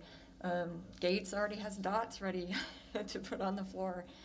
to designate where kids go and create space for students before and after school. And so I think we'll be doing a lot of reflecting after that initial, but we're going to have to do a lot of pre-teaching to our families once we get those routes figured out, those pathways figured out. Dr. Dexter, you want to add anything else to that? No, just that there's a lot of discussion and just brainstorming, which has been really positive. You know, just when we're having to stagger buses. So do you put a kid on a bus at 6:30 in the morning, or do you put them on at 7 and try to make it work? And where are they going to sit? So all those things are being talked about, and I'm sure we'll have a plan. And we've always worked with parents that have struggled with, the work schedules and things like that, and we'll still do that. That's kind of a personalized thing, and we always encourage them if you're in a situation, we want to help. So whether we work with another family that you can work with, maybe there's some options there, but we can always personalize if we need to. All right. I guess most of my questions are probably for Mr. Harden.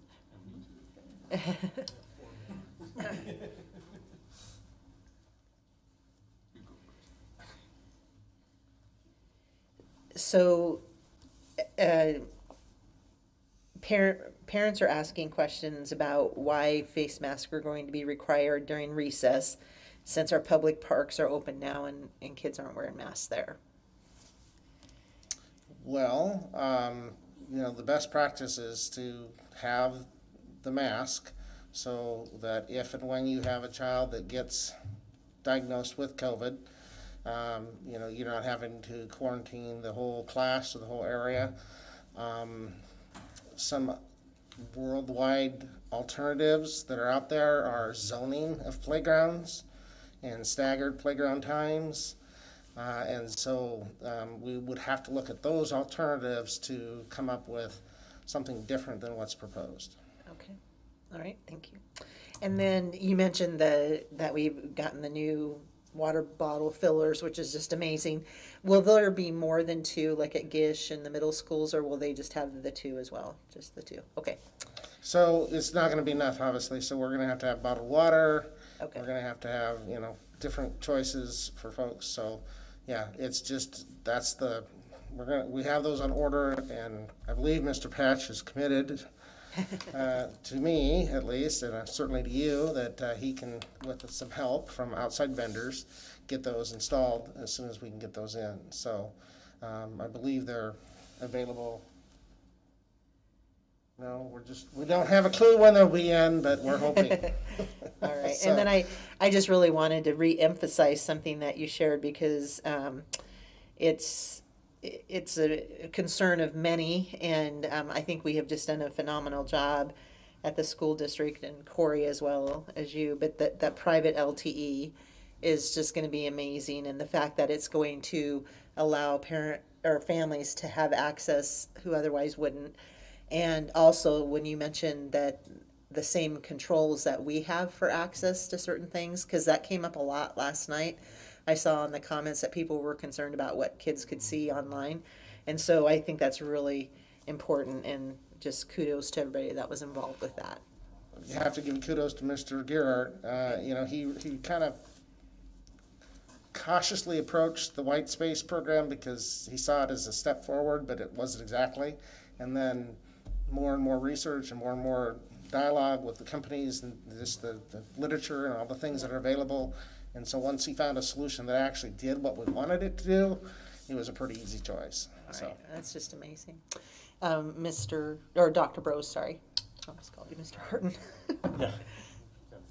Mr. Harden, how are we making all of our dollars stretch? I hear about costs with I'm transfer. taking donations and passing a plate. It's a concern. We are actually, we've had one CARES budget planning meeting, and really the issue is it is not unlimited dollars.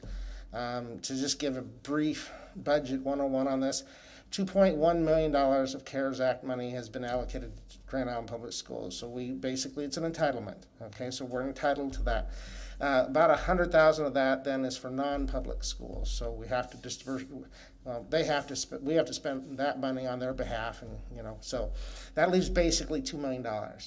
So tomorrow, the deadline is to have the needs analysis for the different buckets, so to speak. So transportation, PPE, staff development for e-learning, anything you can think of, just classroom supply, anything that we can think of, even if it's nothing more at this point than, I need $750,000 for PPE. We're going to park that, and we're going to have to lay it out and say, here's the needs. What's the priority? What's the number one thing we have to spend the money on? Doesn't mean we can't take a risk and spend some money above that dollar amount and ask for reimbursement from FEMA. At best, that's a 25% reimbursement sometime in the future if they approve it. So that's where we stand. I guess that's the known, and that's the process that we're using to approach it.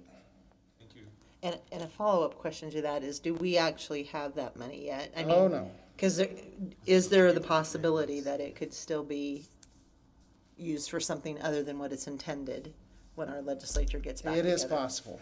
Okay. Other states have done it. Okay. So we just need to keep that in mind and work really hard on the legislative committee for that, so.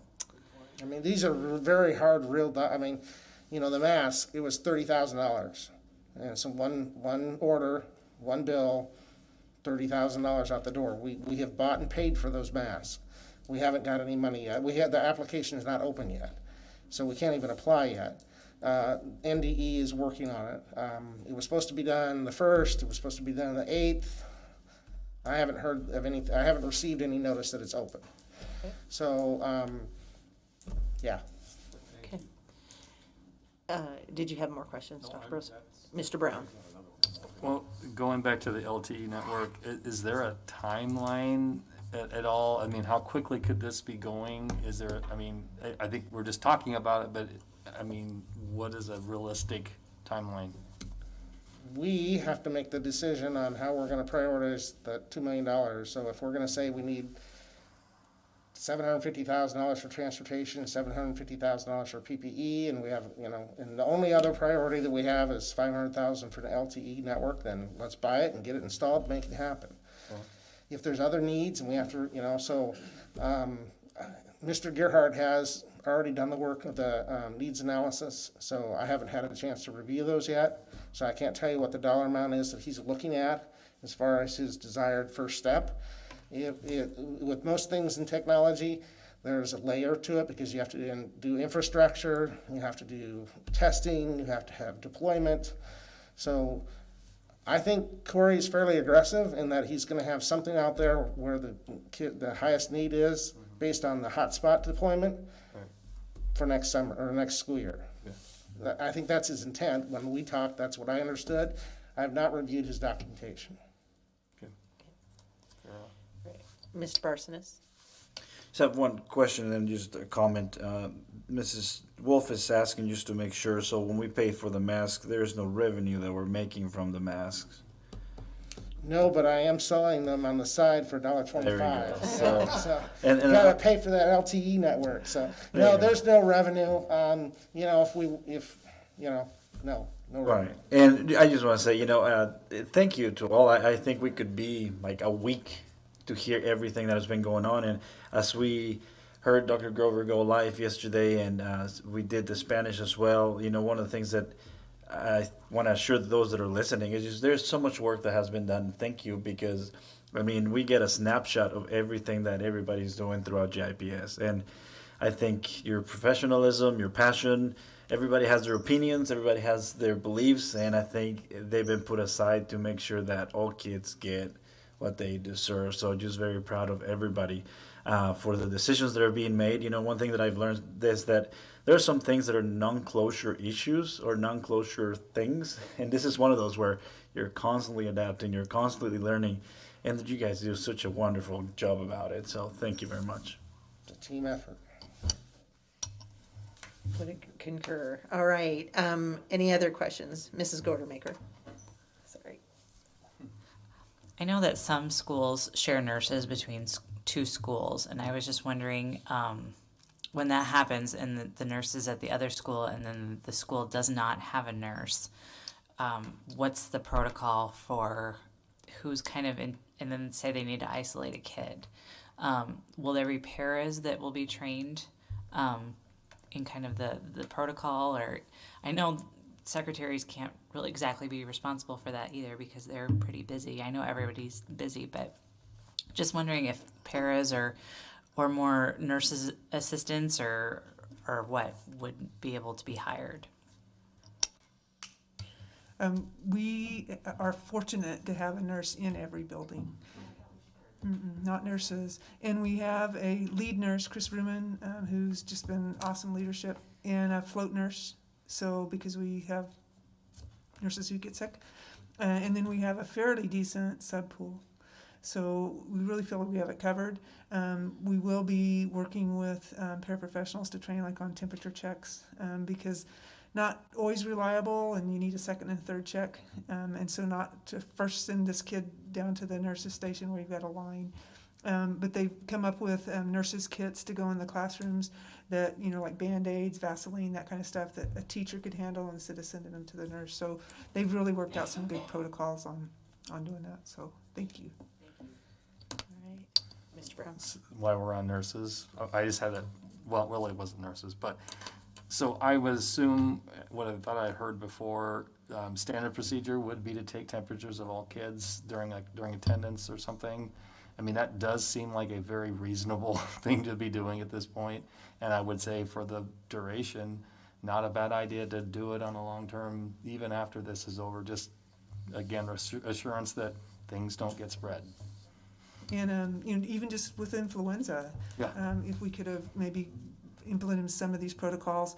But it's, some parents will send kids, put them on a medication to drop the fever, or send them, and then the fever spikes. So really, and then just the communication to parents, we've got to have them. If you want to keep school open, you got to send your kid to school healthy. So. All right, Dr. Brose. I may have zoomed out, no pun intended. What did you say about testing? I mean, COVID testing. I just need to have that clarified just in case. And we've been talking with Central District Health Department, and we don't want to send a kid home with a fever and a stomach ache and make them quarantine for 14 days because we think it's COVID when it's just a stomach ache and a fever.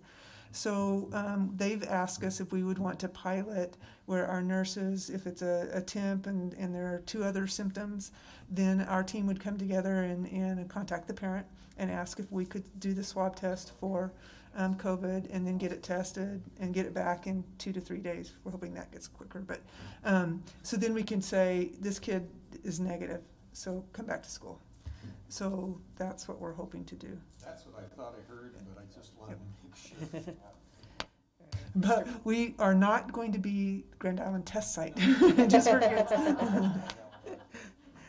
Mr. Barsonis. Oh, you're good. Okay. I do have one question, and it was on first of all, on the staff results. That was amazing to see how our staff responded and how many did. There was an asterisk placed beside one of the admins. What did that asterisk represent, I guess? That was just indicating that the administrator did not represent a campus-based administrator. Okay. So just so people wouldn't think that the principals would be gone. Okay, got it. All right. All right, any other questions that anybody has? I just to add on to what Mr. Barson has added, I think it's amazing that you included 147 people on this, and you had representation from all levels, and I think that really says a lot. And I just want the public to understand that since March, since we had to go into this pandemic response, there has continued to be an emphasis on our strategic plan and making sure that kids are taken care of, but at the same time, in parallel, all this work to plan for reopening school and how it might be different. And so the amount of hours and double work that have been put in just is amazing, and I don't think there's enough gratitude, but I think the majority of people last night were very, very impressed by how much information we've been able to give them and how well thought it out it is. Yep. And I would agree, there's still a lot we don't know about this virus. Information keeps changing, and so I'm very confident that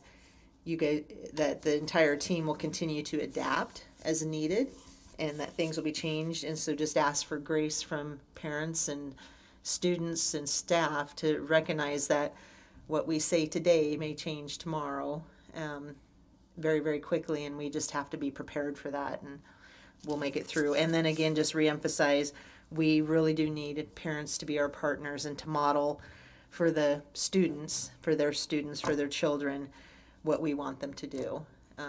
Because it'll go much better if that positive message is being shared at home as we go along. So, all right.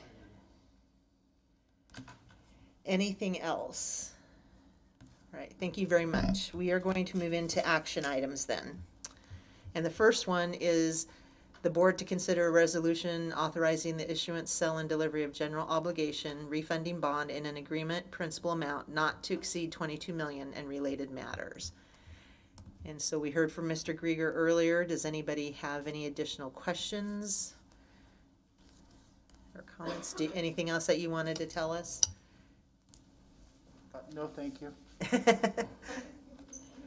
Did you have a question? Or? This isn't necessarily for you, but that's a 16-page document, and this is a resolution. Do we have to read the entire thing into the record? No. By title. Okay, good. Thank you. I appreciate that. Any other questions? If not, if somebody wants to make the motion? Yeah. Mr. Brown. I would move to approve the resolution as presented. And is there a second? Second, Mr. Barsonis. Any discussion?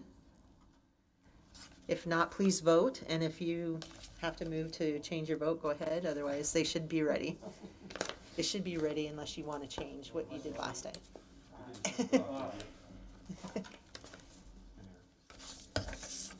All right, and so then the next agenda item is with regards to the resolution to authorize the issuance, sale, and delivery of limited tax refunding bonds in an aggregate principal amount not to exceed $4 million and related matters.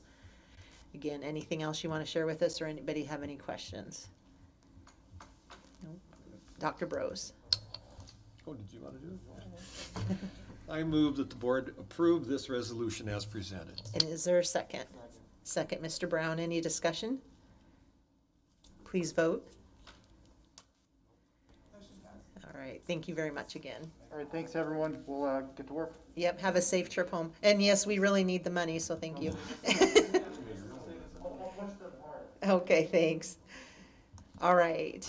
Oops, I'm so sorry. I hate that when that happens. 7.3 is the extra standard committee recommendations. Mr. Stelk. Last month, we did, of course, present the recommendations from the Extra Standard Committee, and you have those as a part of your attachment. What was a bit of unfinished business last month was whether we were going to continue funding middle school soccer through the Extra Standard program that had been on kind of a several-year what's the word I'm looking for, I guess, trial to see, if it was something that we continued to have strong participation in. It was funded out of the activities account, I think. But when we talked about then middle school sports at the board retreat, I think there was pretty much unanimous support of continuing middle school soccer. So with the addition of the middle school soccer, then the total cost of this approval tonight, if you do vote to approve it, is $51,022. But I'd ask any additional questions that you may have. Does anybody have any questions? All right. Carlos, Mr. Barsonis. I make a motion to approve the Extra Standard Committee's recommendation, including funding middle school soccer from the general fund as presented. And is there a second? Second, Mr. Brown. Any discussion? Please vote.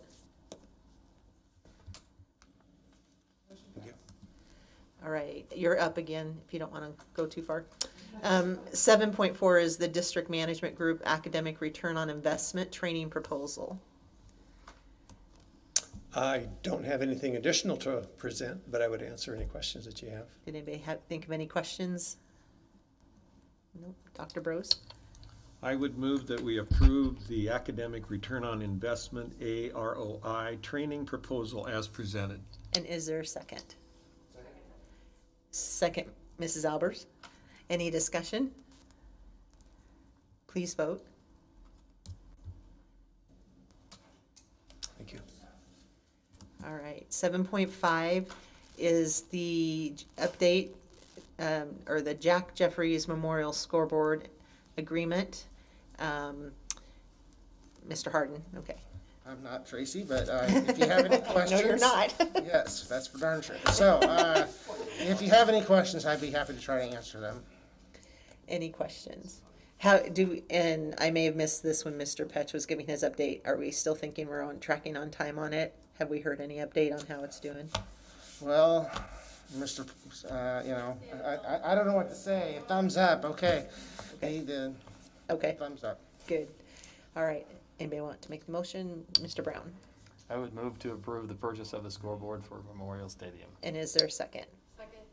Second, Mrs. Inc. Any discussion? I think it's just a good reminder for our public that no taxpayer money will be used for this. This is all done by advertising dollars. Please vote. All right. The next item is the Grand Island Public School Equity Framework, Mrs. Worthington. And you presented this to us earlier, and we've had several opportunities to look at it. Is that Nothing new to add unless there are questions. doesn't look like it. Would anybody like to make a motion? Mrs. Schutz. I would move to approve the GIPS equity framework as presented. And is there a second? Second, Mr. Barsonis. Any discussion? Please vote. Thank you. The naming committee, do you want me to move on to that one? The naming of the leased early learning facility at 2208 North Webb Road. Okay, we presented this to you last month. The recommendation from the committee we put together is to name that building the O'Connor Learning Center. And as a reminder, it would always be shown, it had Grand Island Public Schools and our typical information on it, but the building would be O'Connor Learning Center. Dr. Brose. I would move to approve the name of the leased early learning facility as the O'Connor Learning Center. And is there a second? Second, Mr. Brown. Any discussion? Please vote. All right. 7.8 is the curriculum resource for early childhood education, Dr. Palmer. Mrs. Richards is not here tonight, so I'm standing in for her. I don't have any new information, so unless you have any questions. Yeah. Anybody have, Mrs. Albers? Motion to approve the tools of the Mind curriculum resources for the GIPS Early Learning Childhood Education Program. And is there a second? Second, Mrs. Schutz. Any discussion? Please vote. All right, thank you. 7.9 is the Memorandum of Understanding for School Resource Officers, Dr. Dexter. And I presented this last time, and we just had a team of people come together, and based on state recommendations, a huge amount of work by Lee Jacobson, we put together an MOU along with Roger Steele. And so we're asking you to approve that MOU, and then it will go to the city for their final approval, and we'll have an MOU by August. All right. Mr. Barsonis. I make a motion to approve the MOU between GIPS and GIPD for school resource officers in GIPS. And is there a second? Second, Mr. Brown. Any discussion? Please vote. Motion passed. 7.10 are the revisions to the 2020-2021 staff calendar. Dr. Dexter. And again, just the revisions to, if we cancel parent-teacher conferences in October and our staff participate in a half-day professional development before their contract starts in August, then in October we'll have that teacher comp day, and then plan on not having parent-teacher conferences, but hoping that we do for February. All right, thank you. Any questions? Is there a motion? Mrs. Schutz. I would move to approve the revisions to the 2020-2021 staff calendar as presented. And is there a second? Second, Mrs. Albers, any discussion? Please vote. Motion passed. 7.11 is the 2020-2021 Student Handbook, Dr. Dexter. And again, we presented revisions. We have a team that meets annually, and I think most of the members are the same ones that when I started 11 years ago, but we really have it down to a process where we can do it online, and all through the year, administrators just to collect, boy, if we had this in this handbook, it would really help. And so we are presenting revisions for the student handbook to be ready for parents in August. All right. Anybody have any questions or comments? I'm sorry to do this at this juncture. That's okay, go I ahead. just want to make sure so we don't have to come back for another action item. But Dr. Dexter, were we able to update the mask portion for this year's handbook? No. Because we just approved that policy Yes. tonight. So if we could do the motion with us adding the new language from the mask policy to the handbook. That's a good idea. Good catch. And Mr. Barsonis, did you still want to make that motion? I'm Okay. adding it here if that'll help you. Does that work?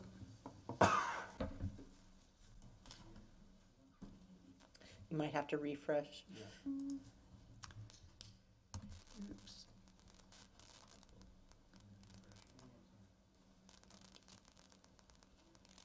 Maybe I need to refresh. I'm afraid to do anything that'll. Not refreshing on my end here. I'll see, no. It'll Geez, kick all me me out. do. Yeah, it's just Plus motion to adding- approve, and then just add at the end, presented to include new mask policies. Okay. Motion to approve the 2021 Student Parent Handbook as presented and adding the new wording on the usage of the mask. Second, Mr. Schatz, any discussion? Please vote. Motion passed. All right. 7.12 is the LSI Professional Learning Proposal, Dr. Palmer. Thank you. This is information that's proposed for information last month and for approval tonight. I do not have any additional information to add. Does anybody have any questions or comments? Mrs. Schatz. I would move to approve the LSI professional development plan as presented. And is there a second? Second, Mrs. Albers. Any discussion? Please vote. Motion passed. 7.13 is the AAIS Professional Learning Proposal, Dr. Palmer. And again, that was presented last month, and we are here to ask for your approval of those funds with no additional information to add. Okay.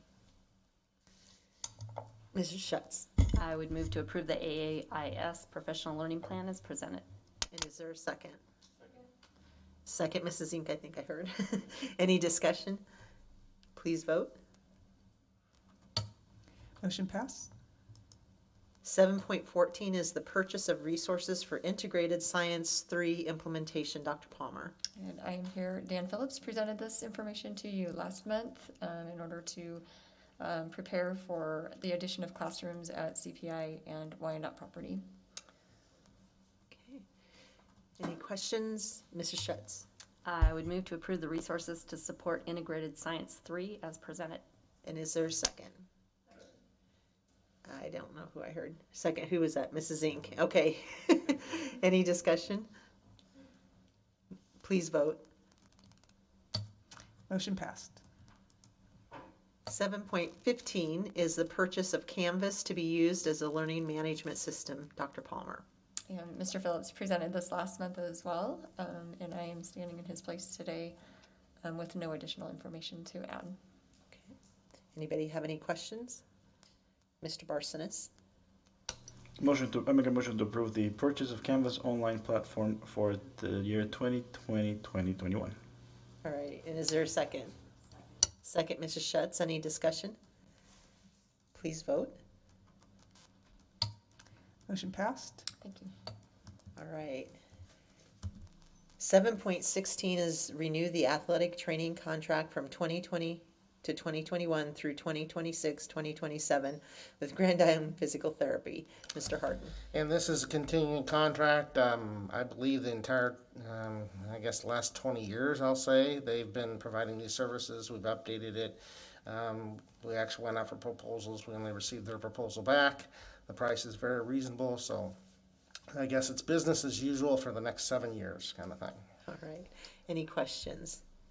Dr. Burrows? Okay, Mrs. Shutt's question. I guess I just am wondering, in the event that we don't have sports or don't have those circumstances where we would need physical therapy and trainers at games and things like that, is there any adjustment to this, or we're locked and loaded? Well, I think that's a fair question. Haven't given it much thought. I would have to seek out the advice of Cindy Wells, and because we're still having weightlifting, we're still so obviously there's not as much volume, so an adjustment. All I can tell you from my perspective for what like physical therapy would cost if we went personally, kind of thing, compared to what we're paying for what we're getting, it's extremely good financial deal on our part as far as the benefit of the bargain. So there might not be a lot to adjust there. I think I'd have to talk to Cindy Wells and see what her opinion is, because I would try, she lives that, obviously. So we can certainly do that. I don't know that there'd be much to gain in the grand scheme of things, but I think it's a fair question. All right. Yeah. Dr. Burrows? I move that we approve the athletic training contract with Grand Island Physical Therapy as presented. And is there a second? Second, Mrs. Albers. Any discussion? Please vote. Motion passed. 7.17 is the approval of the policy presented in public hearing. Dr. Dexter. Yes, and this is just approval of the review and any revisions to the 4 policies mandated by Nebraska to review annually, and the excessive absenteeism, bullying and harassment, student fees, and parental access to educational practices. Any questions? Mr. Barsanis. Make a recommendation to approve policies 8312, 8455, 8820, and 9110 as presented in the public hearing. And is there a second? Second, Mrs. Schatz, I think I heard first. Any discussion? Please vote. Motion passed. 7.18 is the ESU 9 contract for a sign language interpreter. Dr. Dexter. And this was just presented earlier, and it's a contract to be able to have a sign language interpreter for starting the school in August. And any questions or a motion? Mrs. Schatz. I would move to approve the contract with ESU 9 for a sign language interpreter as presented. And is there a second? Second. Second, Dr. Burrows. Any discussion? Please vote. Motion passed. 7.19 is the policy on face coverings. Dr. Dexter. Again, we presented a staff face coverings policy and one for students, and we will make sure that the face coverings for students gets in the handbook. All right. Any questions or comments? Mr. Barsanis. Motion to approve the policy 8429 face coverings for students and 6211 face coverings for staff as presented. And is there a second? Second. Second, Dr. Burrows. Any discussion? Please vote. Motion passed. 7.20 is the ratification and affirmation of previous e-meetings. Dr. Dexter. And again, this was just to affirm and approve all actions that we took during virtual board meetings. And this is just to ratify that and approve all actions, votes, motions, decisions, notices, minutes, and all other matters addressed. All right. Any questions or comments or a motion? Mrs. Albers. I'm gonna need my glasses for this one. Move to ratify, affirm, and approve all actions, votes, motions, decisions, notices, minutes, and all other matters addressed, approved, or otherwise acted upon by the Board of Education at all meetings that occurred during the months of March, April, May, and June, as if set forth fully and incorporated herein entirely by this reference. Thank you. And is there a second? Second, Mrs. Schutz. Any discussion? Please vote. Motion passed. 7.21 is the return to school resolution, Mr. Harden. Is that something that somebody needs to read in an, okay. Good news is I do have attorney opinion that you don't have to read. But the only one we really have to read, it's good public practice, is the levy resolution. Okay, got it, great, thank you. So I have nothing new to share. If you have any questions, I'd be happy to try to answer them. Okay. Mrs. Albers?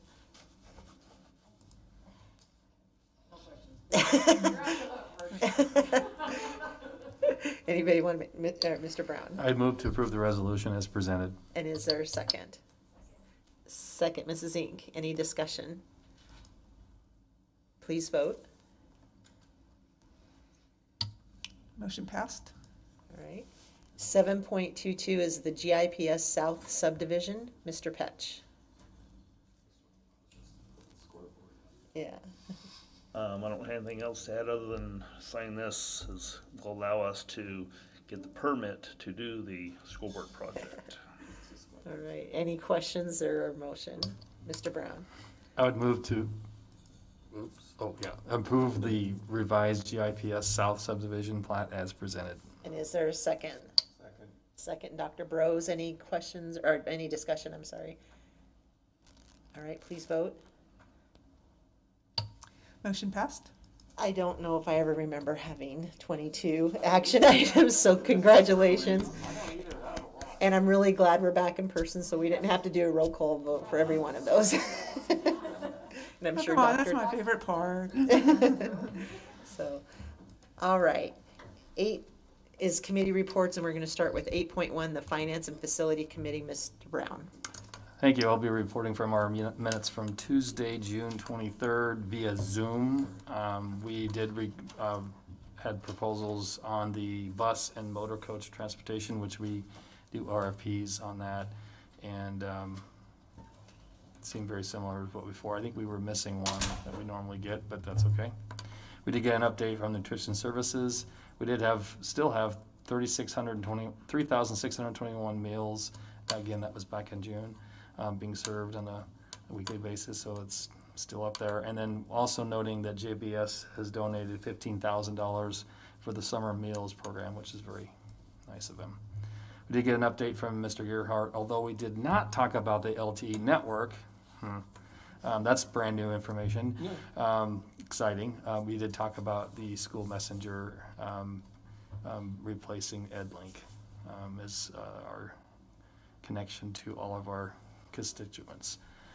We did review all the funds, depreciation, special building, general fund.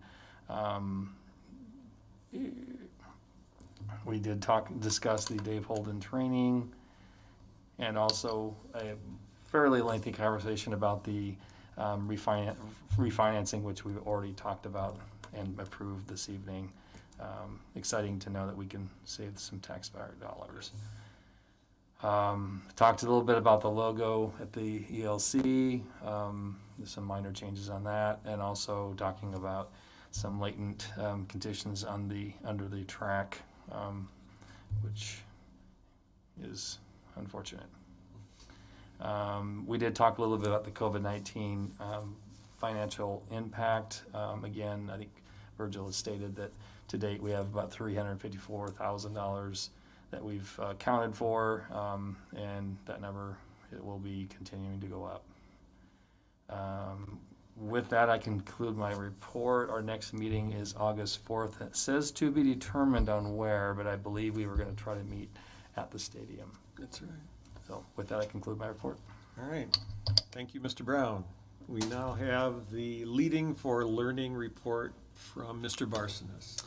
Reporting from our meeting notes on July 7th, Dr. Palmer and Dr. Tomjak reviewed the lessons learned from the spring e-learning experience and shared information regarding the plans that we had for students and how to access high-quality education, resources, and really to support a good year's outcome. And we've talked a lot about what I have to report, so that saves me a little bit, but we spent time just talking about the required virtual new teacher coaching sessions that will be introduced, and we shared a little bit today, and that is just again exciting to have those opportunities to continue to somewhat keep building our own.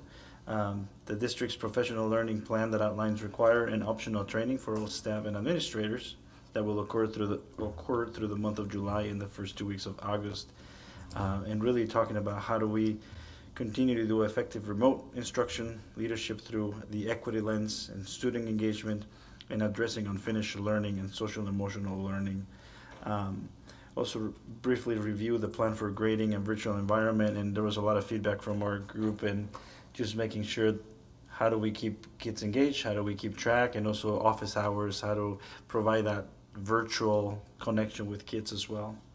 And we also reviewed the proposed policy on face coverings that we talked about and approved today. And our next meeting will be August 6th at 4 o'clock, and probably a place to be determined. All right, thank you. 8.3 for the Personnel Committee, Dr. Bros.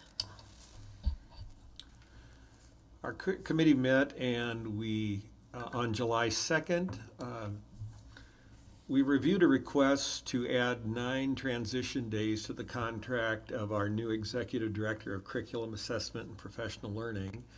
And we talked about the reasons for that, and we saw no reason not to have that occur. We reviewed the district management group's proposal for the academic return on investment, which we reviewed again tonight and approved. In preparation for the 2021 school year, we discussed things like guidelines regarding staff personal travel, where they travel, what happens if they travel to some place that seems to be a COVID-19 hotbed, what happens when they get back, do we need policies for that? And Mr. Stelk will continue to develop the guidelines and communication plan for that. We discussed staff work assignment preference survey, which was revealed to us and was part of the decision-making process for the plan for the reimagined plan.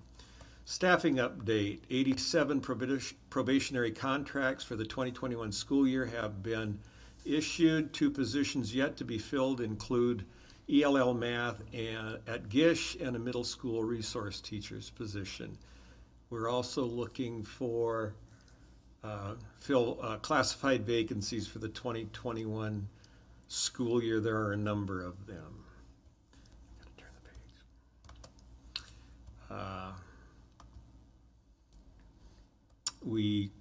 I think you may have seen on social media, Ron Felton had been hired as the new teammates director. We're still looking for an executive services coordinator, and interviews are continuing on that. And Myra Ortiz Quintana has been hired as the Gear Up Family College and Career Financial Specialist. Staff adjustments were reviewed as they were presented this evening. Our next meeting is August 6th. All right, thank you very much. 8.4 is the Policy Committee, and there was no report. I believe that they did not meet this time. 8.5 is the Public Relations and Partnership Development Committee, Mrs. Gordermaker. We met yesterday. Everything seems Another one of those meetings. Yes, everything seems very different. Mostly it was regarding reopening because it was the day after that we had come out with the whole plan.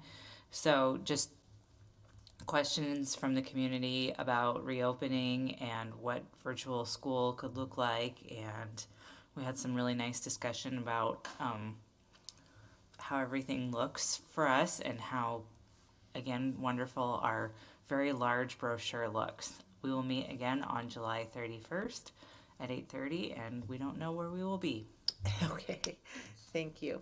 8.6, Grand Island Public Schools Foundation report. There's no report this month, so we will move on to 8.7, the GNSA Legislative Committee report.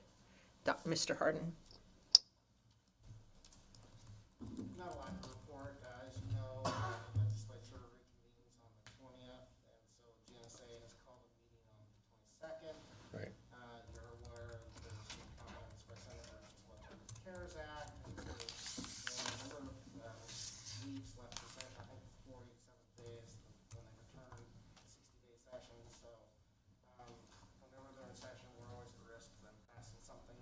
We'll be diligently watching and participating in that, so I believe I've sent invites. Yep. I believe it's Zoom, so no problem, so please join if you can. 8.8 is the NASB monthly update report, which I think we all received in the email, so you should have that. I also just wanted to quickly mention the governance committee. We have to remember to get that on there. I keep forgetting. It's my fault too. So, but we did meet on July 6th, and the minutes are out there. We're going to be very close to being able to bring to all of the board some revisions to how we fill board vacancies. Really some good work on that. And then we started to talk a little bit about the board leadership and succession planning, and we'll be sharing more about that as well. We will meet again on August 10th at 5:30. Number 9, we have a need for an executive session for the purpose of personnel and real estate because it is in the best interest of the public to discuss this matter in closed session. Do I have a motion? Dr. Brose.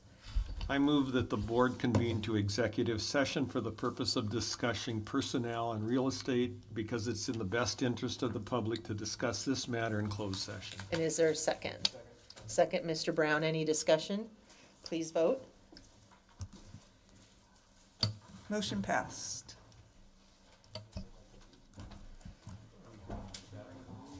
I think we go to the Kneale building, or not the, we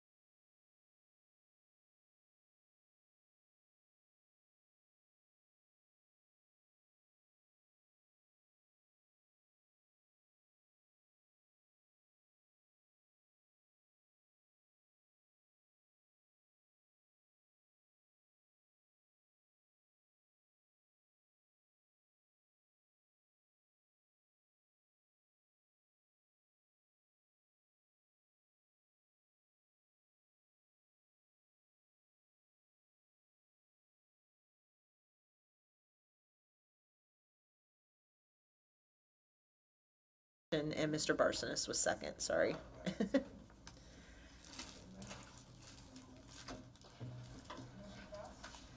Okay. There is no approval of action deemed necessary as a result, so we will move to number 12, which is upcoming meetings. The next one is August 13th at 5:30 p.m., which is the day after school starts, I believe. Is that right? August 13th. 13th is for everyone. The 12th. Oh, okay, so the day of school. All right, so we are adjourned. Thank you, everyone.